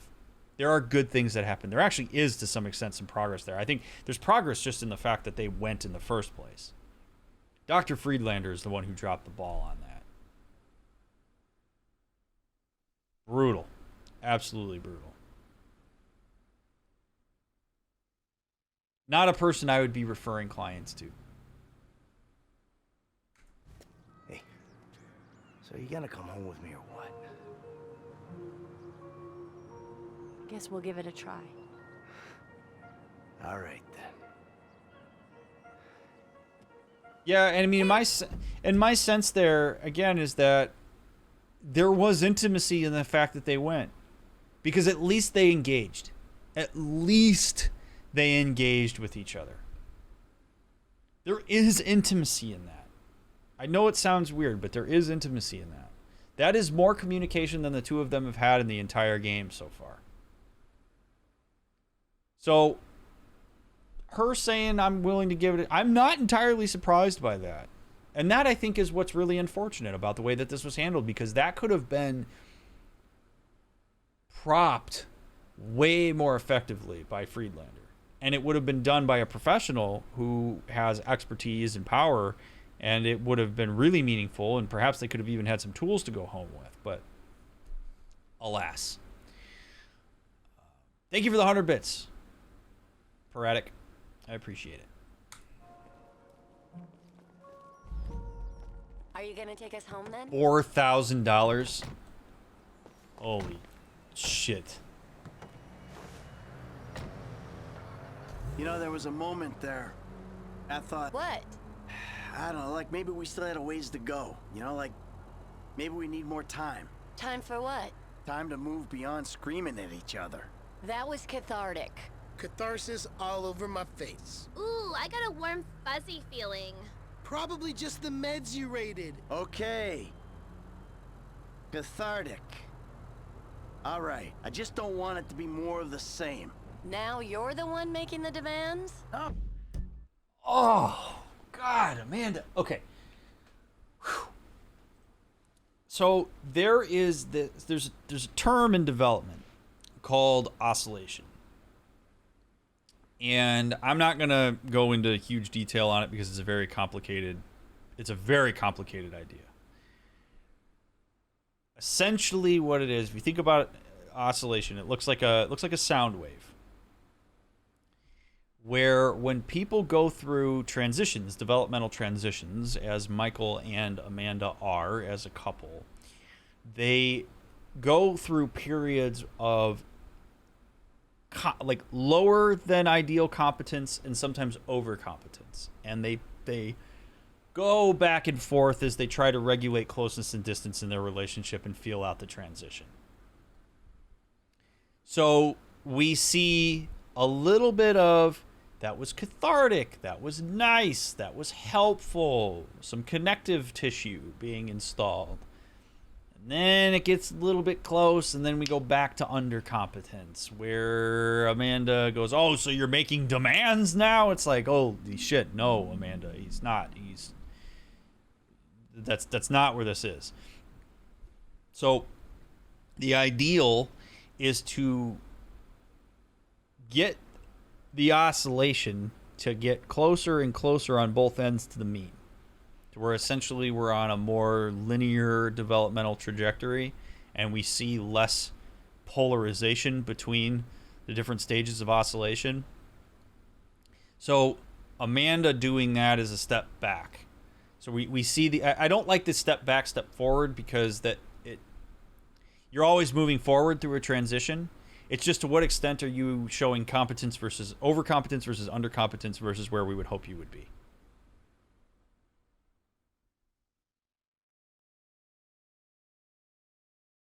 Yes, it would, Neuro, but that's more the indicative of the Grand Theft Auto context than it is like a real context. When would you call a relationship a lost cause? How do you know when no amount of therapy isn't going to fix a relationship? When there is apathy on both sides. When people lose their will to put the effort in, that's when a relationship's a lost cause. If people are not willing to address apathy, it's over. When I see apathy in a relationship, I have to go there. You can't talk about anything else besides the apathy if it's there. And if people aren't willing to go there and have that conversation about the fact that they just don't care anymore, it's over. It's done. There's nothing I'm going to be able to do as a therapist to salvage it. Oh, no, not demands. I'm saying you're right. Something was broke, and we got to work at fixing it. We do. Nice. All of us. Nice. Yes, Good. Mom. For real, peeps. Because I started to understand something in there. No one else gets this family. Not Dr. Friedlander, or my yoga teacher, or our tennis coach, or the juice guy, or the dog walker. Oh, hey. Oh. Or Jimmy's third grade teacher. Or the trash guy. Or Dad's proctologist. Or the guy that thinks he's Jesus on Vespucci Beach. Or the hippie bum who thinks the world is ending. We're stuck with each other. I mean, how do you explain faking our deaths, changing our names, all the lying to the FIB? That monster, Trevor? There's no explaining Uncle T. Hey, is he coming to the next therapy session? What? No. Jeez. Just one thing, Michael. Don't get us killed. And don't get killed. Can you do that? I'll give it my best shot. With every fiber of my being, I will do whatever it takes to make sure it doesn't happen. Promise. And no more hookers. Or other women. Yeah, Dad. Gross. You're better than that, Pop. Guys, I'm not really comfortable having this conversation. Just keep it in your pants, okay? Yeah, You it's too. so demeaning how you treat women. All right. Pot calling the kettle black a little bit here. Parrot, thank you for the sub. Us versus the world is not a terrible mentality to have as a family. They are, right? They do have a very unique context, and if that's something they can rally behind, I think that is... I think that's okay. It's a decent starting point. But one of the things that you're noticing here... Man, I have paused so much tonight. One of the things that you're seeing here is... they are making demands of change, which is okay, without curiosity about why the behaviors they're trying to change were happening in the first place. Like, if you really want to get into the better conversations to have here as Michael and Amanda, there needs to be curiosity about why there is some desire to engage sexually with other people. What is that about? What does that reflect in our relationship, actually? Beyond just, he's a cheater, or she's a cheater. It's reflective of something in the relationship. You got to be willing to get in there on that. So if they're going to put these rules out, rules feel better in relationships when you also feel understood about the thing that elicited the need for the new rule, if that makes sense. So Amanda and Michael have got to start extending some curiosity to each other instead of just trying to micromanage each other here. And we're actually seeing a lot more micromanaging from Amanda than we are from Michael. You'll notice Michael didn't say stop sleeping around with other men. Amanda says very explicitly stop sleeping around with other women. And despite the fact that that sounds hypocritical, Michael not saying that suggests, I don't know, maybe that's not what Michael's most worried about. I don't know. But we need more curiosity here. We need to get underneath some of these layers rather than just, okay, cool, we're a big happy family now. Let's create some new rules without understanding why the things happened in the first place. Like, you got to be able to get there to understand that. That's what's going to create a bit more intimacy. It's also what's going to serve as a preventative measure from these things happening again. Otherwise, they're likely to happen again because there's a homeostasis that's already been established in this family.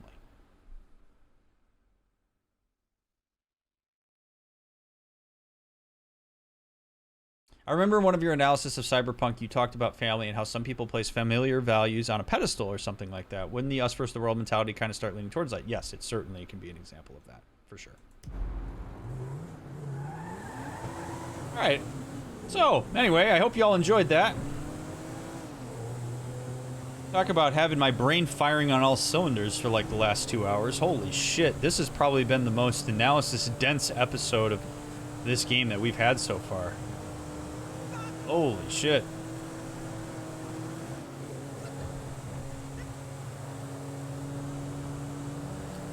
If there's been anything in particular that you have enjoyed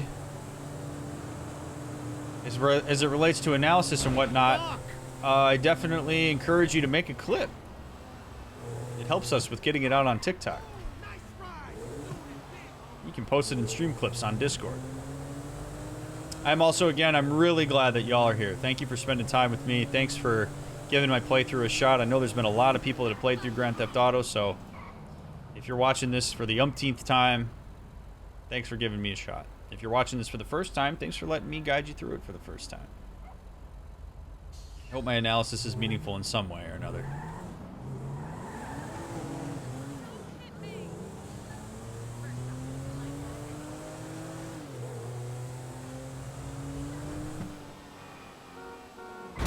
Oh, man.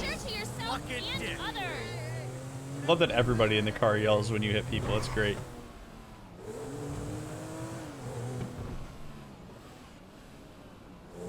Here we are.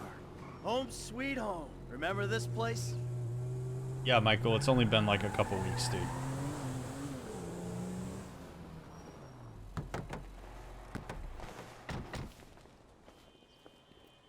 Kids, rooms. If you find dead bodies, cheap women, or Trevor Phillips, we're checking into the Rockford Hills Hotel. Ooh, at least she told him this time where she'd go. It's progress.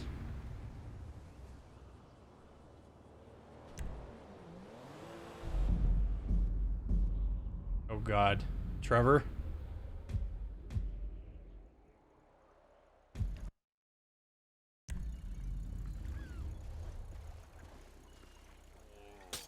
The morning after the night before.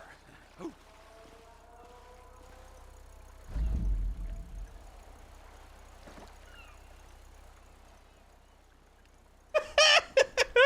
Okay. Whoa, well, what have you been doing, buddy?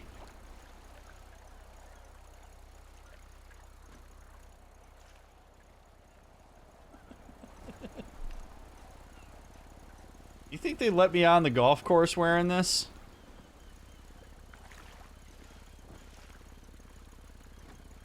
Oh, man, oh, man.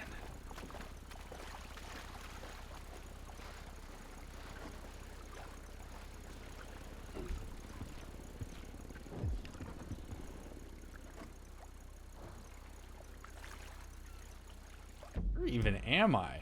Oh my God. I'm actually not that far away, so if I took... It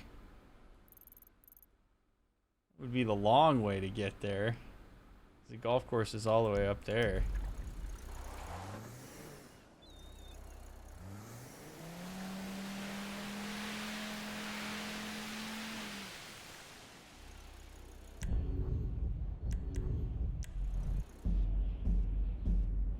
Alright, well, let's go back to old Mikey. That was really something else, huh? Sorry, kids, but I've got to run off. Enjoy it. It's a classic.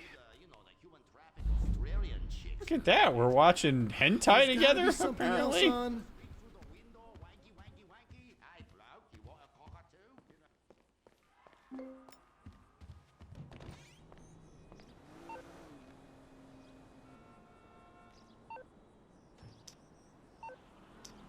Michael gets emails from his wife. Listen, Michael, I'm so glad we're back together and making a go of things. After everything we've been through, I just couldn't give up on our family.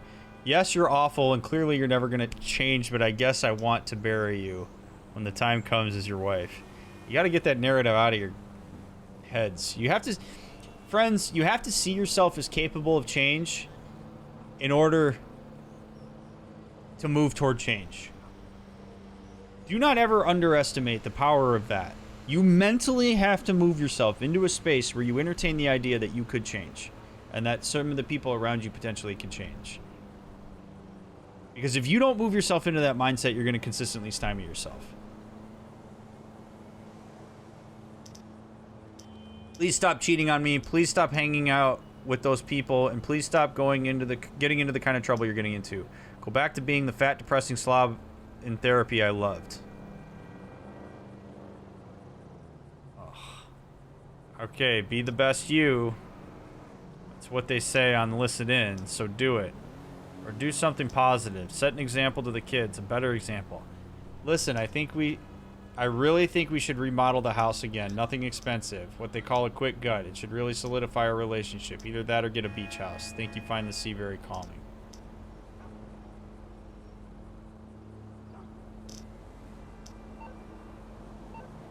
Another example of oscillation right there. It's a perfect example, right? Be the fat slob that was in therapy that I love, but also do better. Contradiction. Very difficult. Mixed message and a half. I want you to be better, but don't be too much better. Because I don't like when you're better. Probably because when you're better, it means I have to do better. And I don't know that I have it in me to do better. Or that I want to do better. Notice how she focuses on things that Michael can control rather on things that she can control. Perhaps Amanda in that text message says, I know that I have also been sleeping around. I'm going to make sure that I don't do that. I ask that you also do that. I've heard that there are things that are important to you. X things are important to you. Here's what I'm going to do to make that effort. It's a big yikes on that message. Response. My darling wife, hear you. I'll continue to do my best. No house remodeling or beach houses just yet, though. Please, let's focus on getting the kids out of the house and gainfully employed first. Yeah. Yeah. I'm into that. Because I think one of the things that Michael's going to be sensitive to is, again, like, I'm providing for you financially, but the family needs to see Michael as able to provide for them emotionally, and Michael needs to see himself that way. They continue to reinforce this idea that Michael's only good for material goods, which is not healthy for Michael.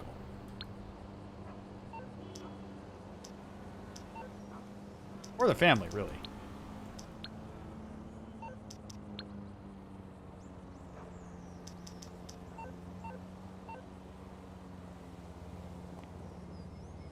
All right. Pretty good response from Michael. I gotta give him credit where credit's due on that, for sure. All right, let's go golfing. I need to golf after all that. That was a lot, man.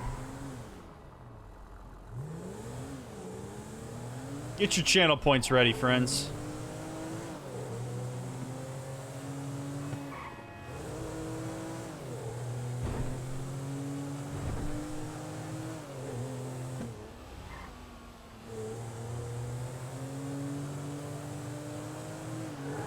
Get your channel points ready. Shit!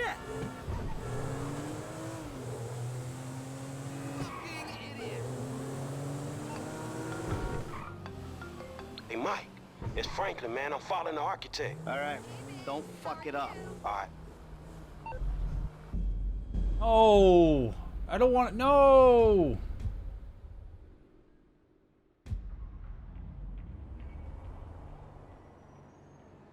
Shouldn't have answered the phone.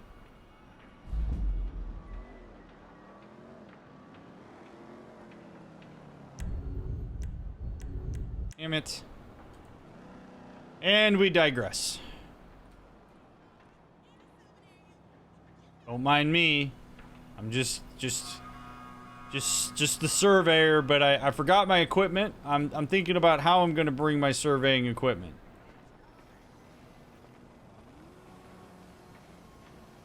Hey, stupid! You can't be on here without a hat.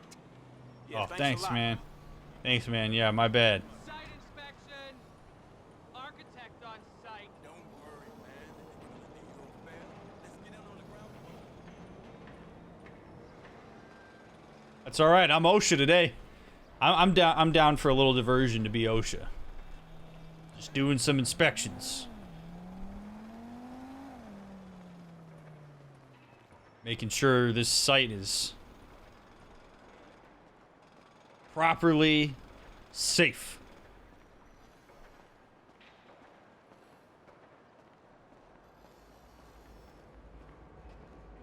This is important. Not a good look when OSHA inspector's the only one on the job site without it.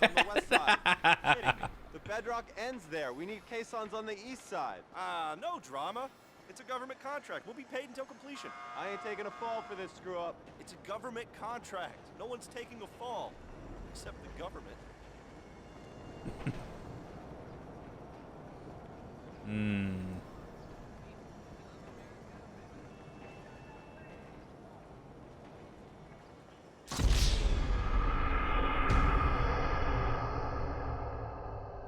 Really? You're gonna give me an interesting conversation that I, as an OSHA inspector, want to listen in on, and then you're gonna fail me? Give me my hat. Hey, stupid! You can't be on here without a hat. Thank you. Thanks a lot. Site inspection. Architect on site. Architect on site.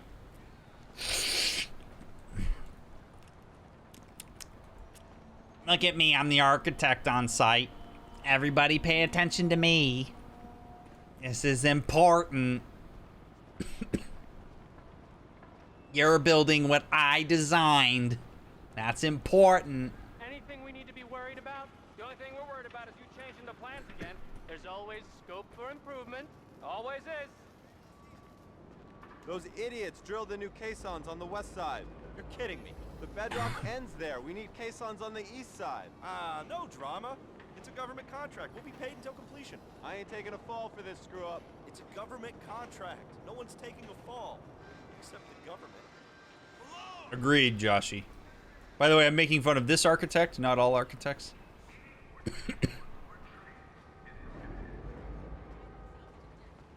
Thank God there's two. All right, you guys ready for some back-breaking elevator action? Look at that spinal compression. Good Lord. Oh, look. It's the great RT. Study him and study him hard. I was gonna Yeah. put my ass on him. That's the engineer's plans. Mine you treat like a religious text, remember? Yeah, that's it.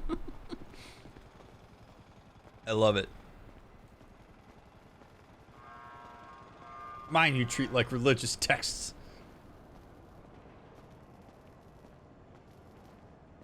Get the architect to give up the briefcase. Hey, homie.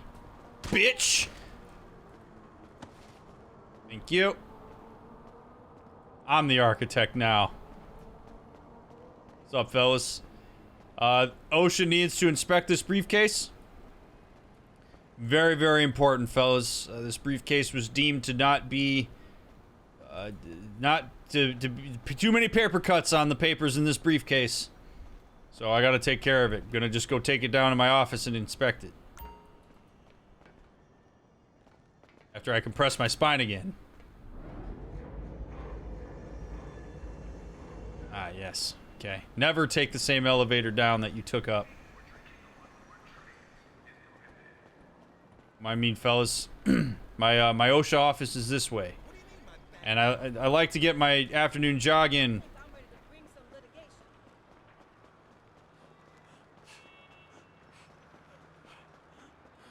But fella, OSHA works fast. Erection imminent. Oh no.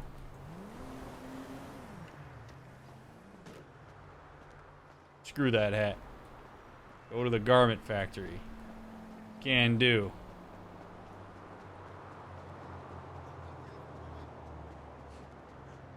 Let's take this car that nobody will suspect me to be in.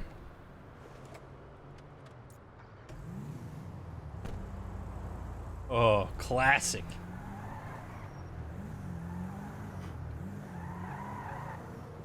This is the kind of car a man who works for OSHA drives. Am I right or am I right? Throw on some tunes.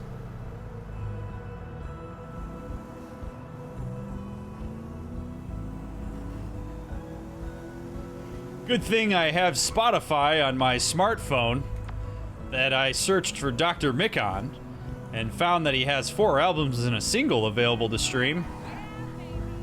I liked him so much I went to DrMick.store and I actually purchased him. A lot of fun to read the lore on all the albums. Connects perfectly to my stereo's Bluetooth speaker. Great for cruising around Los Santos. DrMick, the official soundtrack of OSHA. That's right, this album's OSHA approved. Maybe that should be the name of my next album. OSHA approved. What the fuck, dude?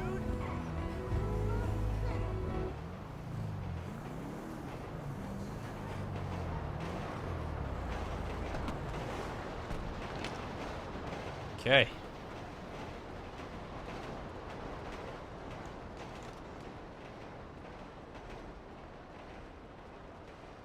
And I would have thought that'd be a lot harder for me to get these documents. It's cracking. Hey, you got him? Of course I do, homie. Here. Thank you. Watch out for paper cuts. All good? Sure, homie. So is this shit for real? We just gonna rob the FIB and be allowed to walk by your boys like that? Yeah, I don't fucking know. Probably not. All right, Lester, what do you got? I don't quite know yet. Give me a minute. I'm not a fucking computer. Oh. Oh, maybe I am. Here's what I think. We have 2 options. The new security software goes into containment mode in case of emergency, you know, earthquakes, mudslides, acts of God. So we could plant some fire bombs. They go bang! The emergency call goes out. We hijack it, show up as firemen, and then we grab the containment drive. Or we could hack the system on site. We'll go in by air. Hope we don't run into too much physical resistance. Sounds relaxing. Either bombing an office ran by a division of corrupt government psychos or defeating one of the world's most complex security systems using our worthless-ass ninja skills, huh? Yeah. Eeny, meeny, miny, mo. Oh, we're totally going fireman. If you favor the firebomb containment drive option, you'll go in with that janitor's ID you picked up. It'll be at night when most of the workers are off. You mop the place and plant the bombs where we need them. Seriously? I got a mop? Yeah, you really do. They'll clock you on the cameras if you're play acting. You also need a fire truck to show up in when the bombs go off, and a getaway car stashed in a quiet place near the bureau so you can torch the truck and then get out. The car doesn't have to be anything special. There shouldn't be any heat. Well, what about the other way, with the ninja skills? Now, you choose that route, you won't be using the janitor's gear, but we had to cover all the bases. Your FIB paymasters will have to provide you with a chopper and a pilot. Now, you fly way up above the building, parachute in, and gain access through the roof here. Now, you'll need to be armed to the teeth, mind you, just in case the shit goes down. Mopping or parachuting? Wow, you're making this choice really difficult. You're absolutely mopping. Us the leftover money from the Polito job to pull this mission, and the crew will be paid out of that. We keep the change. So, what's it gonna be? Fire crew. Absolutely fire crew. So you do want to mop. Okay, well, you'll need a couple of gunmen. They'll go in with you as firemen. Everything goes to plan. They won't fire a single bullet, but you will be running into a burning high-rise with them, so consider that.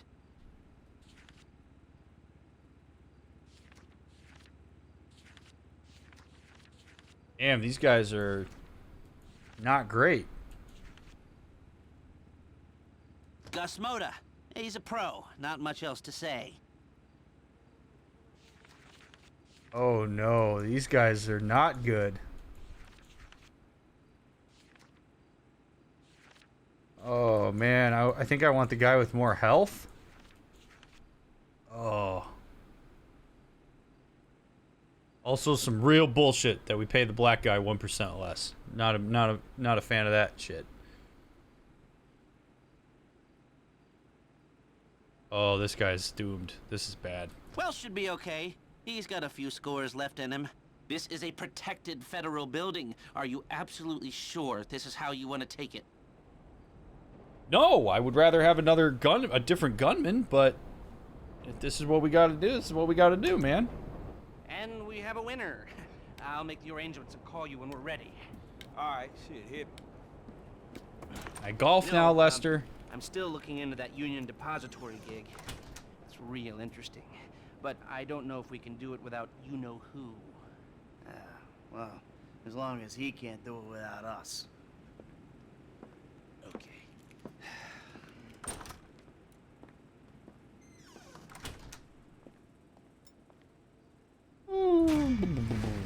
All right.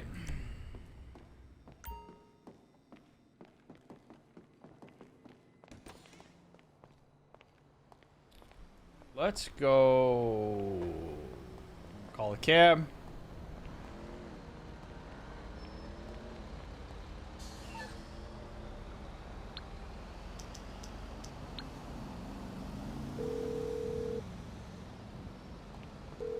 Yeah, hey, I need a cab. Of course. Driver should be with you soon. Thank you.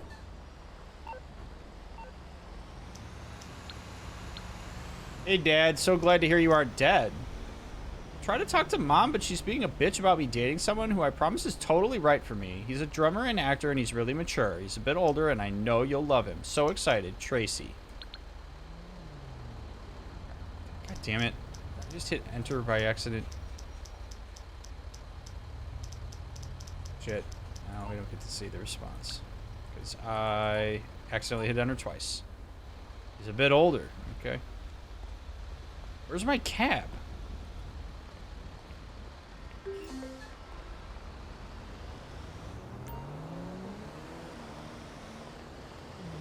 Where the hell is my cab?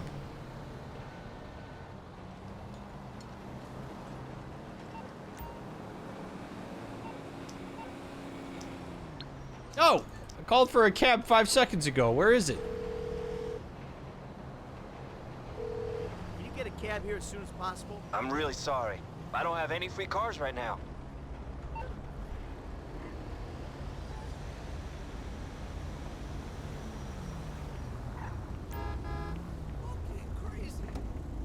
Hey, my man, where you going?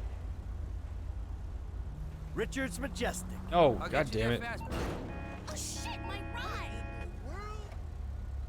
Damn it. Actually, I gotta change a plan. Oh my god. This is the spot, I like right? that. Smell like a bitch. Yeah, I want to smell like a bitch too. Alright, let's go to sleep. We'll wake up, do a nice early round. Big Daddy in the house. Okay, Michael, chill, buddy. Hey, Sugar Plum. Daddy, I'm in trouble. What is it? Money? Just want to golf. Drugs? Your mother. There's this guy. He's been following me around. I think he's about to do something. Where are you? Vinewood Plaza. Okay, wait there. He's been bothering me in my car, so let's just drive around and you can talk to him when he shows. Oh, yeah. We'll talk. I just want to play golf. Why? God damn it. Your family comes back and you got all these obligations now. I just want... It was easier when they weren't in the house so I could watch movies and golf. God damn it.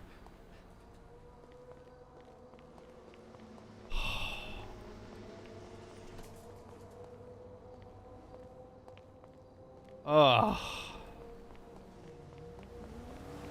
No. Get the hell out of the car, buddy. Freak the shit out of me! Get out. This is hitting too close to real life right now. A back injury that I'm not allowed to play golf with, and now I've never empathized more with Michael in my life. Can't even play golf in a video game right now. Ugh. Pain.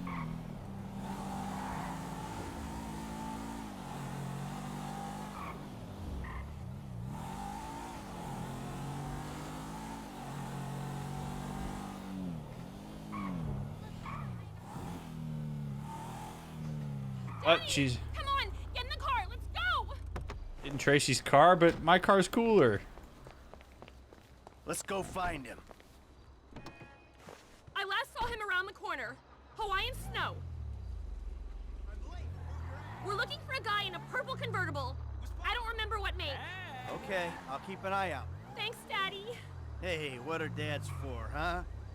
I mean, other than giving you money, putting a roof over your head, speaking to guys who ridicule you on TV. Passing out drunk in front of old movies, screaming at boys I'm dating, freaking out when a cop car drives past. I get it. I get it. Are you having one of your moments? What the hell does that mean, Tracy? I'm obeying traffic laws.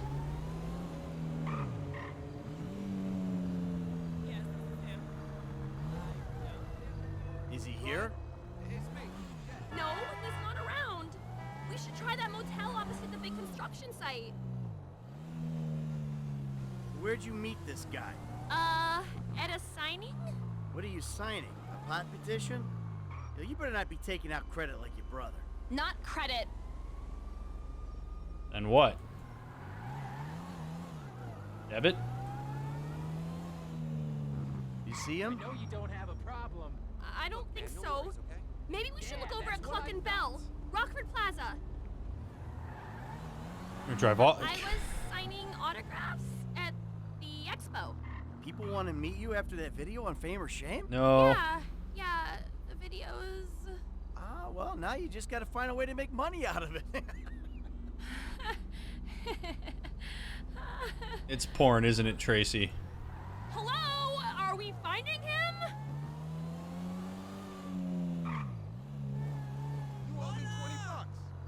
We found this prick? Not yet. Okay, how about going around the corner and back up the hill past Crockahoo? My baby girl's a celebrity with her very own stalker. You finally made it, Dad. You raise your kids in Rockford Hills. What was I thinking? You know, it's amazing you've turned out this good. Why are we stopped? Because it's a red light, Tracy. Okay, you around here? Purple car, that's him! Fuck, he's on you! Let's go!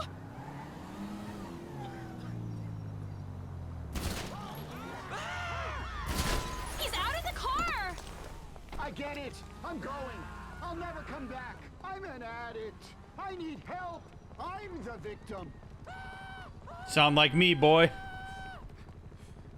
Shoot his kneecaps. That ain't love, it's the internet! You're a cyber creep! You're right, you're right! I'm getting help! Don't kill me! Come on, Michael. Holy shit. This guy is so fast. Holy shit. Run, you little bastard! All the way out of town! I'll leave the state! I promise! I'm going to Thailand! I mean rehab!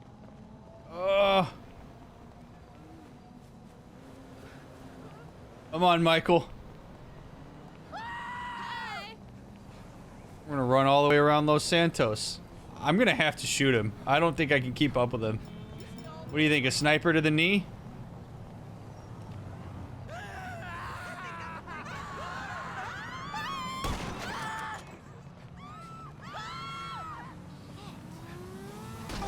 Oh, come on!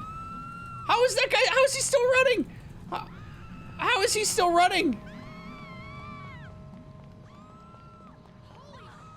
What? What? How?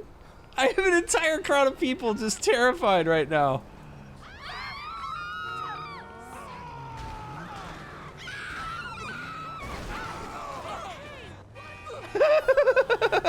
What is going on?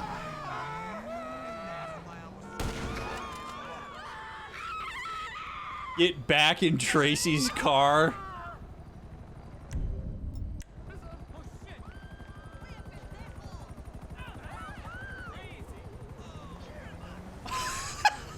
What is happening right now? Oh my god. Get back in Tracy's car. Oh my god, I just wanted to play golf. I just wanted to play golf. That's all I wanted. Please.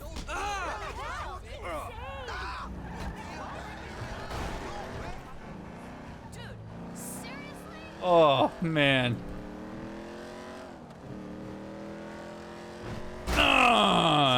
Piece of shit. You're the bystander to my wrath. I just want to play golf. That's all I want. Wanted to have a nice, good night's sleep. Play golf with myself.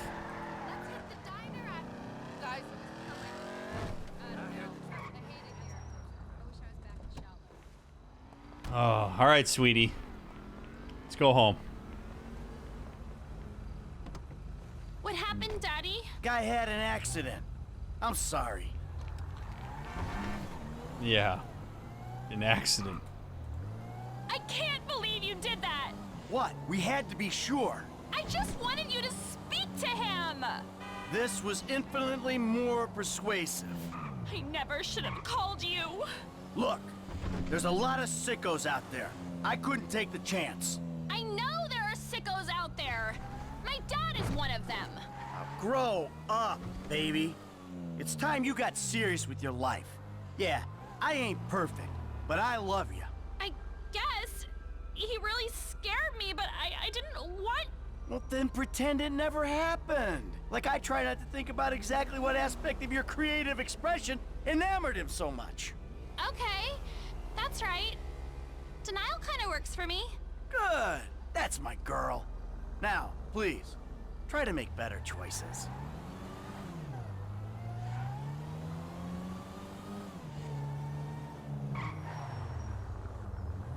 Is everything okay with you? Like, no one's about to kill you, are they?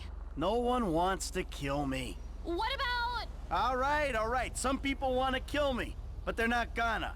Hey, you think I'm gonna cash out just when one of my kids is starting to do so well?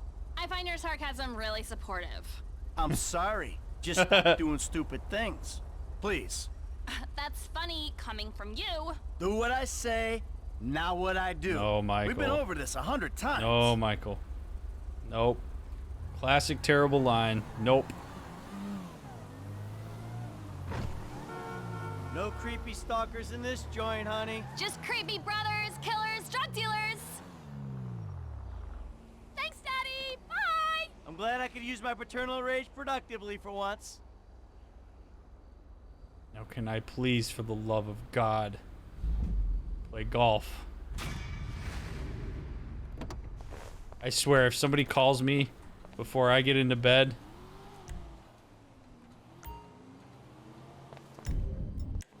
I'm gonna lose it. I've had a long day. I have had a... Why does he say that every time he comes into the... Why?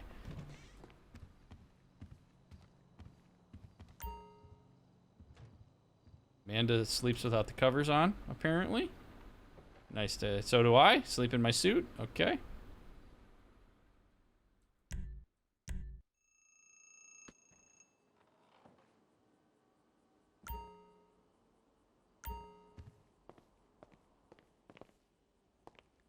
Big Daddy's... Because Big Daddy... Yeah, I guess it's true. He says Big Daddy's in the house because Big Daddy is indeed in the house.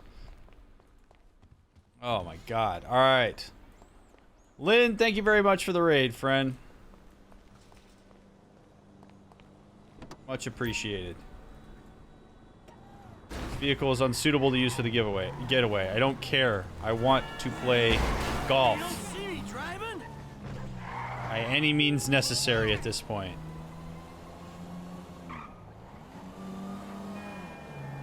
Look out!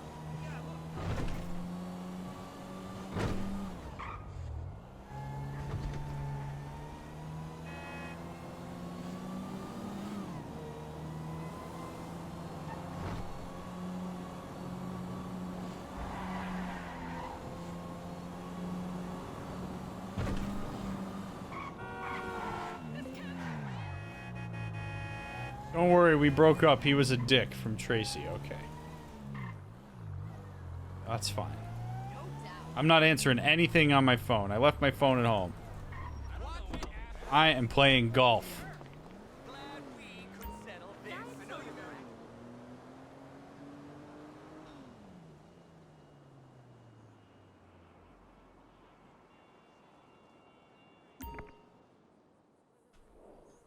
Okay.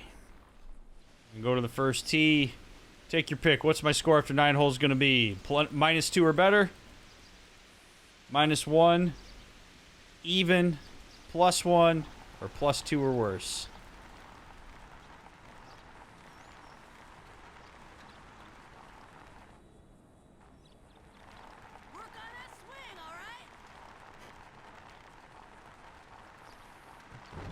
Okay. First tee on a beautiful, beautiful morning here at Los Santos Country Club. Okay.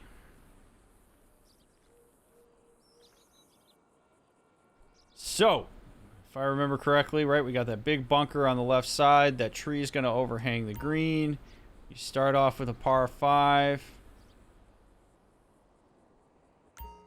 I really want to make sure that I carry it up to the right side of the green. We're into the wind, 3 miles an hour, which means it's probably going to blow it off to...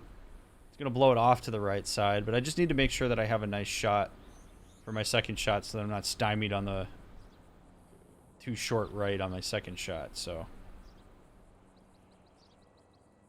Whack this driver.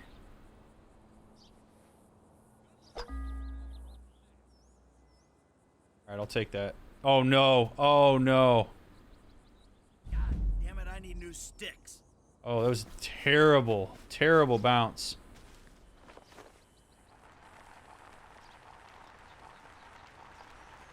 Boy. Not the start I was looking for.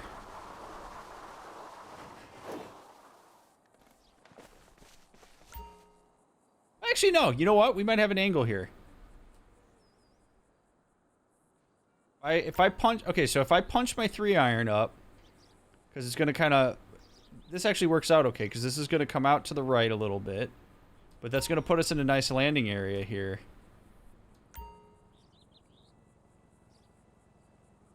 You just got to make sure that we clear the tree.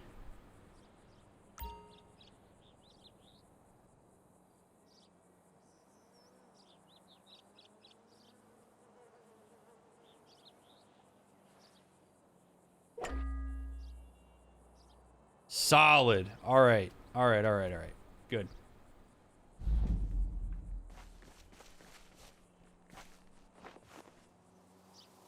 We're in decent position. Ah, it feels good to finally be out golfing. Oh. Just me and nature. Okay. So, we are 132 to the pin. Green goes from back to front, left to right. Wind's going to blow off to the right. This lie's going to push it off to the right. I don't know that this is... We might need to go up a club. I think to maybe an 8-iron. 8-iron's going to carry 138 into the wind. This feels pretty good, actually. I might airmail it. I think I'm okay maybe going a little bit long. Come on, wind. Oh! There we go! There we go! Alright, now we just gotta make the putt. It's a good read.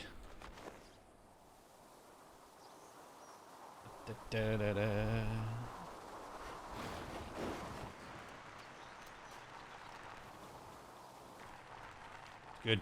It's good. Nice putt here. Nice and straight. Nice and easy.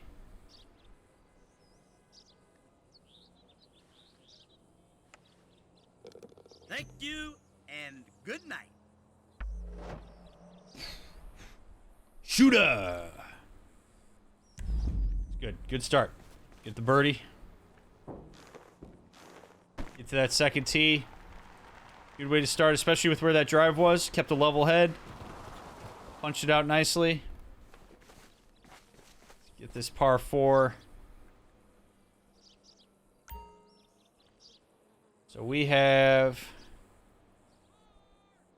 Right, the bunker again. So we need to basically go at the... Oh, yeah, I forgot that my camera blocks this. So let me get my camera up. Here we go. Now, it showed me that there's like a way for me to apparently shape my shots. So I'm going to try to hit a fade here, which basically means I'm going to go from left to right. So I'm going to try to crack this down the hill and just give it a little bit of spin to the right, and we'll see if maybe that counteracts it a bit. I don't want to do it too hard, but we want to ideally be on the right side of the fairway with where that pin is.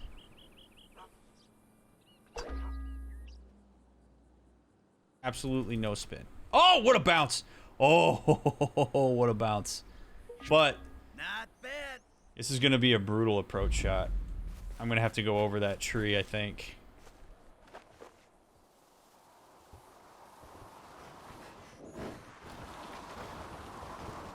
I love how fast these golf carts are. Oh man, yeah, this is a little bit brutal here. So I don't know that I have the height to get over. I almost assuredly do not have the height to get over, especially if I'm going to have to crack a 4-iron up. This is 100% going to hit the tree.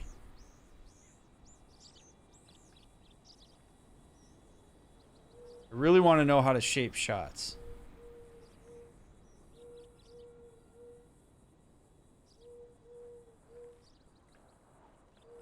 We're going to try it.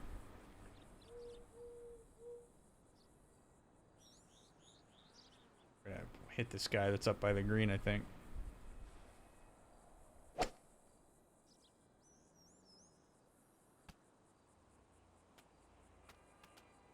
Well, that could have been actually a lot worse. Good idea. Hey, asshole, get off the green.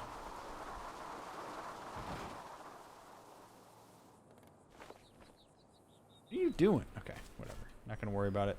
He's just in the gallery. Let's get a nice little chip shot going here. Lob wedge, approach, normal power punch. Alright, so we're gonna go approach. I want to land it with a lob wedge, maybe we'll go like 5 yards short, given how slow these greens are. It looks like it slopes a little bit left to right.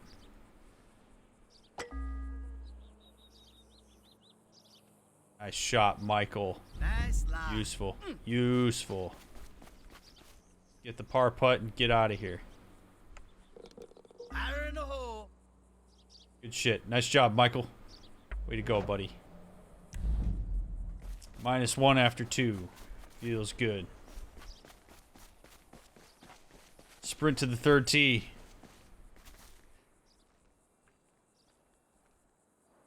Wish they let me move within the tee box where I want to go, but alright, so 2 miles an hour. Pretty even. 160 yards up. Which I think is going to probably blow... Well, no, maybe it won't blow past. Try to land it, yeah, about 157. Let the wind take it in a little bit. Oh, it's going to be short. It's going to be short. Oh, that's... Get down, get down, get down. That's the way I played it. You go, Michael. Get yourself a chance for birdie. Love it. Those of you that are sticking around through the golf, thanks for sticking around. I appreciate you.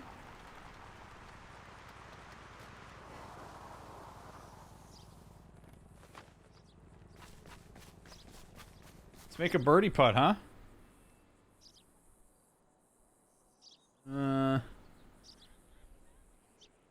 So this is uphill. 13 inches. So it's like about a foot uphill.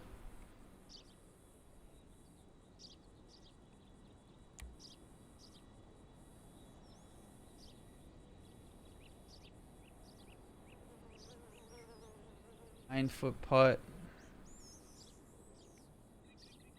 I want to get it somewhat close. Go in. Oh, that was the line. God damn, that was the line. That's all right. We'll take a par. We got easier holes ahead. We're doing better than we did on the last time, too. Fourth hole is a gettable hole. R4, pretty short. Wind's blowing to the right.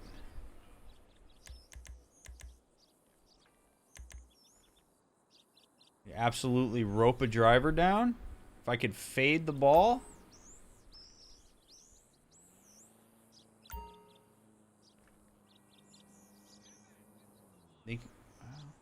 Actually, is it worth it? May not actually be worth it. We may actually be better off cracking a 4-iron and then just relying on our approach shot. I actually think that is the better shot. Oh, get down, get down, get down! Not great. I love my sandwich. Good night, Mary. Oh.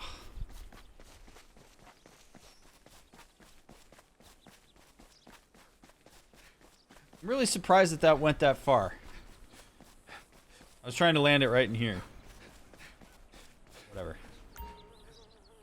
I know it's downhill, but Jesus. Alright, swinging from the bunker reduces. Yeah, I figured as much. Okay, so we've got...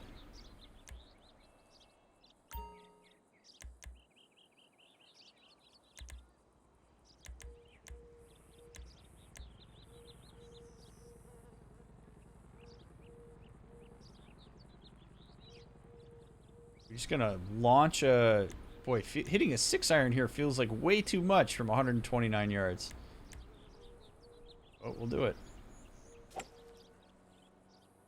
Roll up.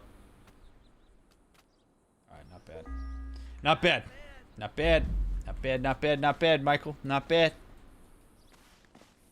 Oh, do I just, like, lose my cart straight up now? You're gonna have to walk this whole course. Alright, we got a birdie putt.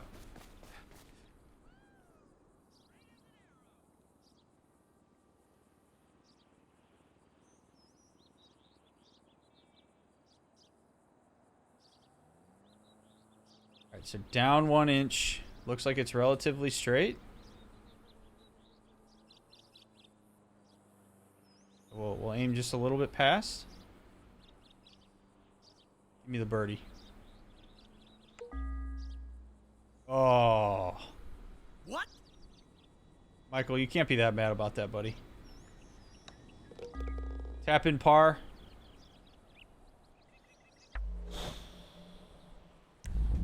We got time. We got time.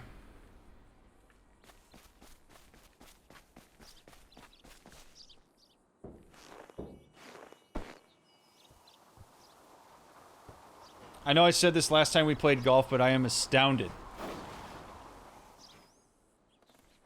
Absolutely astounded by how well this plays, given that it's not even a golf game.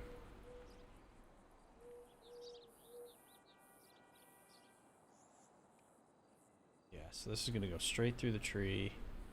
Wind's blowing out at 3 miles an hour. I actually think if I rip this, it might actually get a bounce and be in an okay spot, so I'm willing to take the risk here. All right, Michael.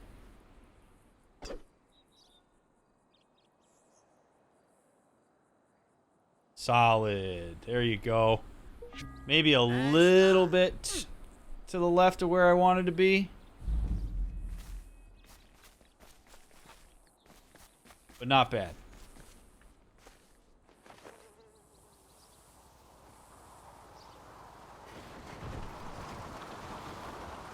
Hey, remember when we chased that guy with the fire truck right here?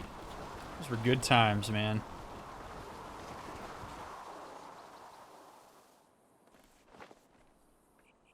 Oh, perfect. Perfect approach shot. All right, wind's blowing out. 3 miles an hour. Let's go ahead and bring this in. This is going to come in hot because it's downhill. Let the wind take it over a little bit. Let the natural slope of the green pull it in. Oh, carry. Carry. Get a bounce. Cool. Leave an uphill putt. GTA's driving physics is actually so good they've been using it in virtual testing. That's amazing. I can totally see that. 5's a hell of a lot different than 4 in that regard. Although I actually liked the driving in Grand Theft Auto 4. Which I know is a bit unpopular of an opinion, but... Okay, 5 inches uphill.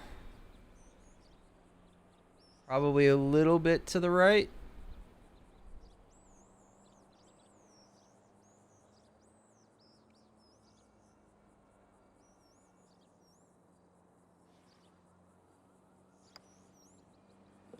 Oh.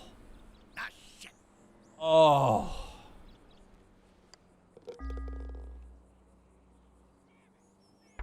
That was brutal. Absolutely brutal, man. All right, 6th hole. R3. Oh yeah, this is the one you got to hit basically driver on. I've got a 2-mile-an-hour wind. If honestly, if I could just get it up through that rough, that's gonna be fine with me. Get down. Oh, stop, stop, stop, stop. Nice. Not bad. 6 feet. Gives us a real good shot at birdie here. Real good shot.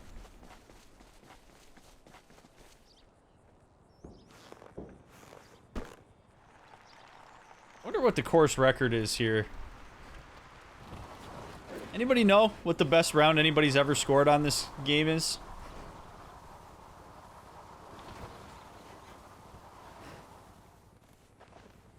Probably like -12 or something crazy like that. Alright, down 1 inch.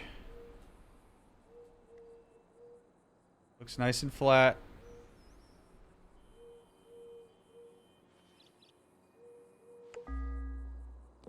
Get in there. Get in. Had 2 large size during GTA today. Once when a therapist was displaying poor practice skills, the other when he missed the birdie putt. Yep. 16 under par is the record. Wow. Wow, wow, wow.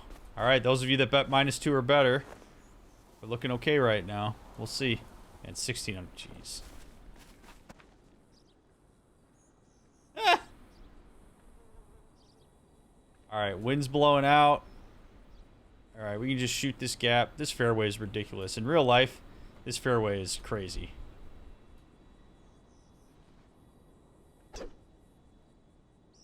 Big ripper, Michael.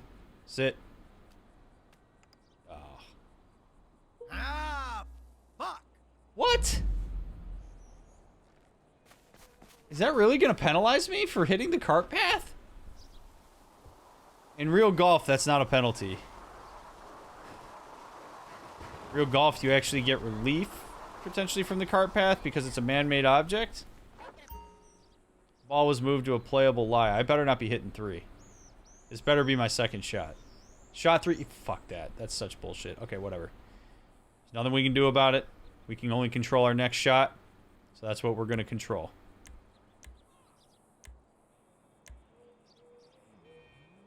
More iron is going to land pretty... It's into the wind a little bit. I'm inclined to hit 3, I think, here. And let the wind push it back. Oh, get down, land soft, land soft. Alright. Nice lie. Mm. That's such... Oh, man. The fact that you can't play off the cart path. It's a big miss. It's a big miss, Rockstar.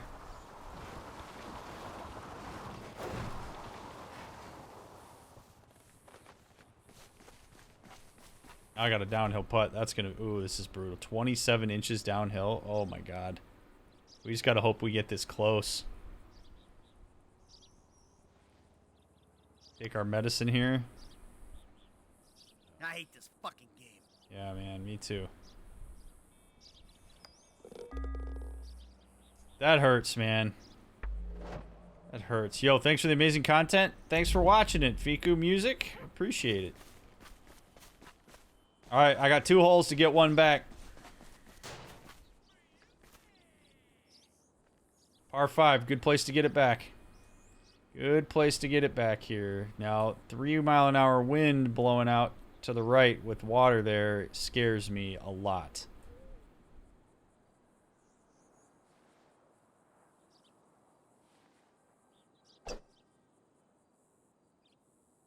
Nice, got through. Oh, that was clutch. Oh, yes. Good shit. Good shit, Michael. That's how we get closer.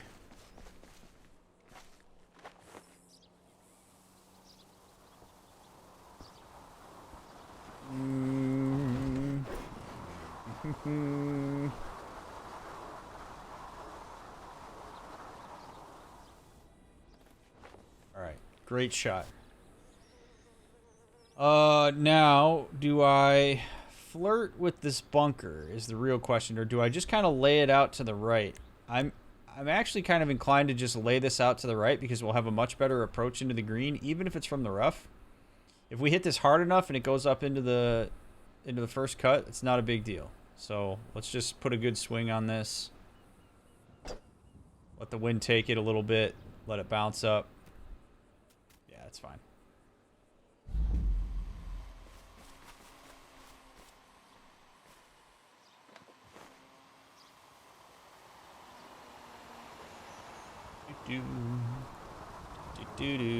Really no reason to be in the fairway right here underneath the tree. Alright, so from the rough, hopefully you have a decent lie. It looks like we mostly do. Pitching wedge. Bring the pitching wedge up into this bank a little bit here. Maybe try to put it pin high. Let the wind also bring it back, because the wind apparently is really brutal on pitch shots in this game. Yeah, man, the wind shouldn't affect it that much, but that's fine. Alright, green regulation. We make this putt, we're back in business. I would have liked to have been down here, but... Alright, looks like it's relatively straight.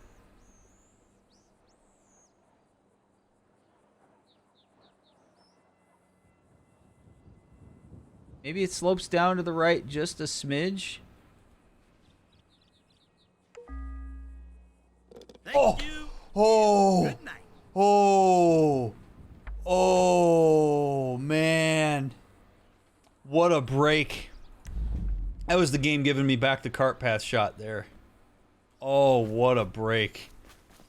Oh, man. All right.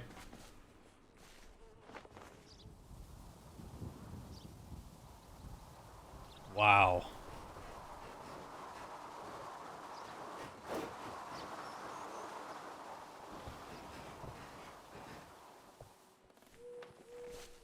All right. Come on, Michael. Fourth hole. I think we're with the wind, probably. No, we're against it at +4. All right, so the wind's really starting to come in here.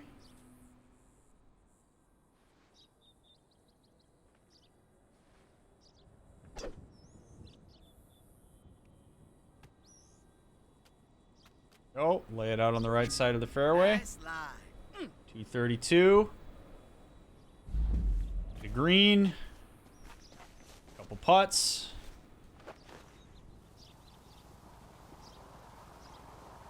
We're out of here.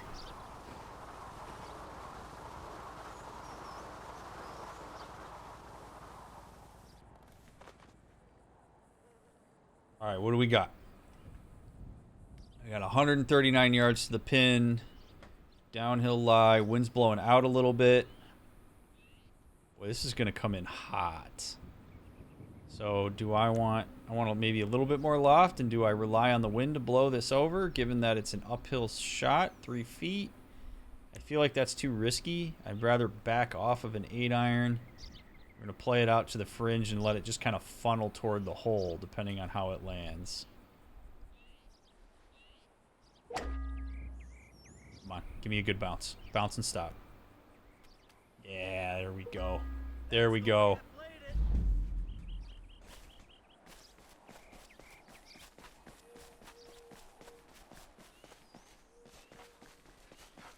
All right, moment of truth. 2 putt from here. Fire in the hole. Feels good. Feels good. -3. -3. We'll take it. Big money. paid out to the believers. Take a look at that. Yeah, Michael, you can feel good about yourself, buddy. Way to go. Feels good, man. Feels good. It's a good way to end it. Well, what a nutrient-dense stream tonight. Those of you that are here on YouTube watching, thank you so much for making it all the way through part 19. I appreciate it so much. Again, please make sure you leave a like, leave a comment, subscribe to the channel if you haven't already. I mean, if you've been watching all the way up to this point and you're not subscribed to the channel, come on. Come on now. But thank you, nonetheless, for supporting my content. Please share it if you think other people could benefit from it. And I'll very much look forward to catching you on part 20. Thanks for watching.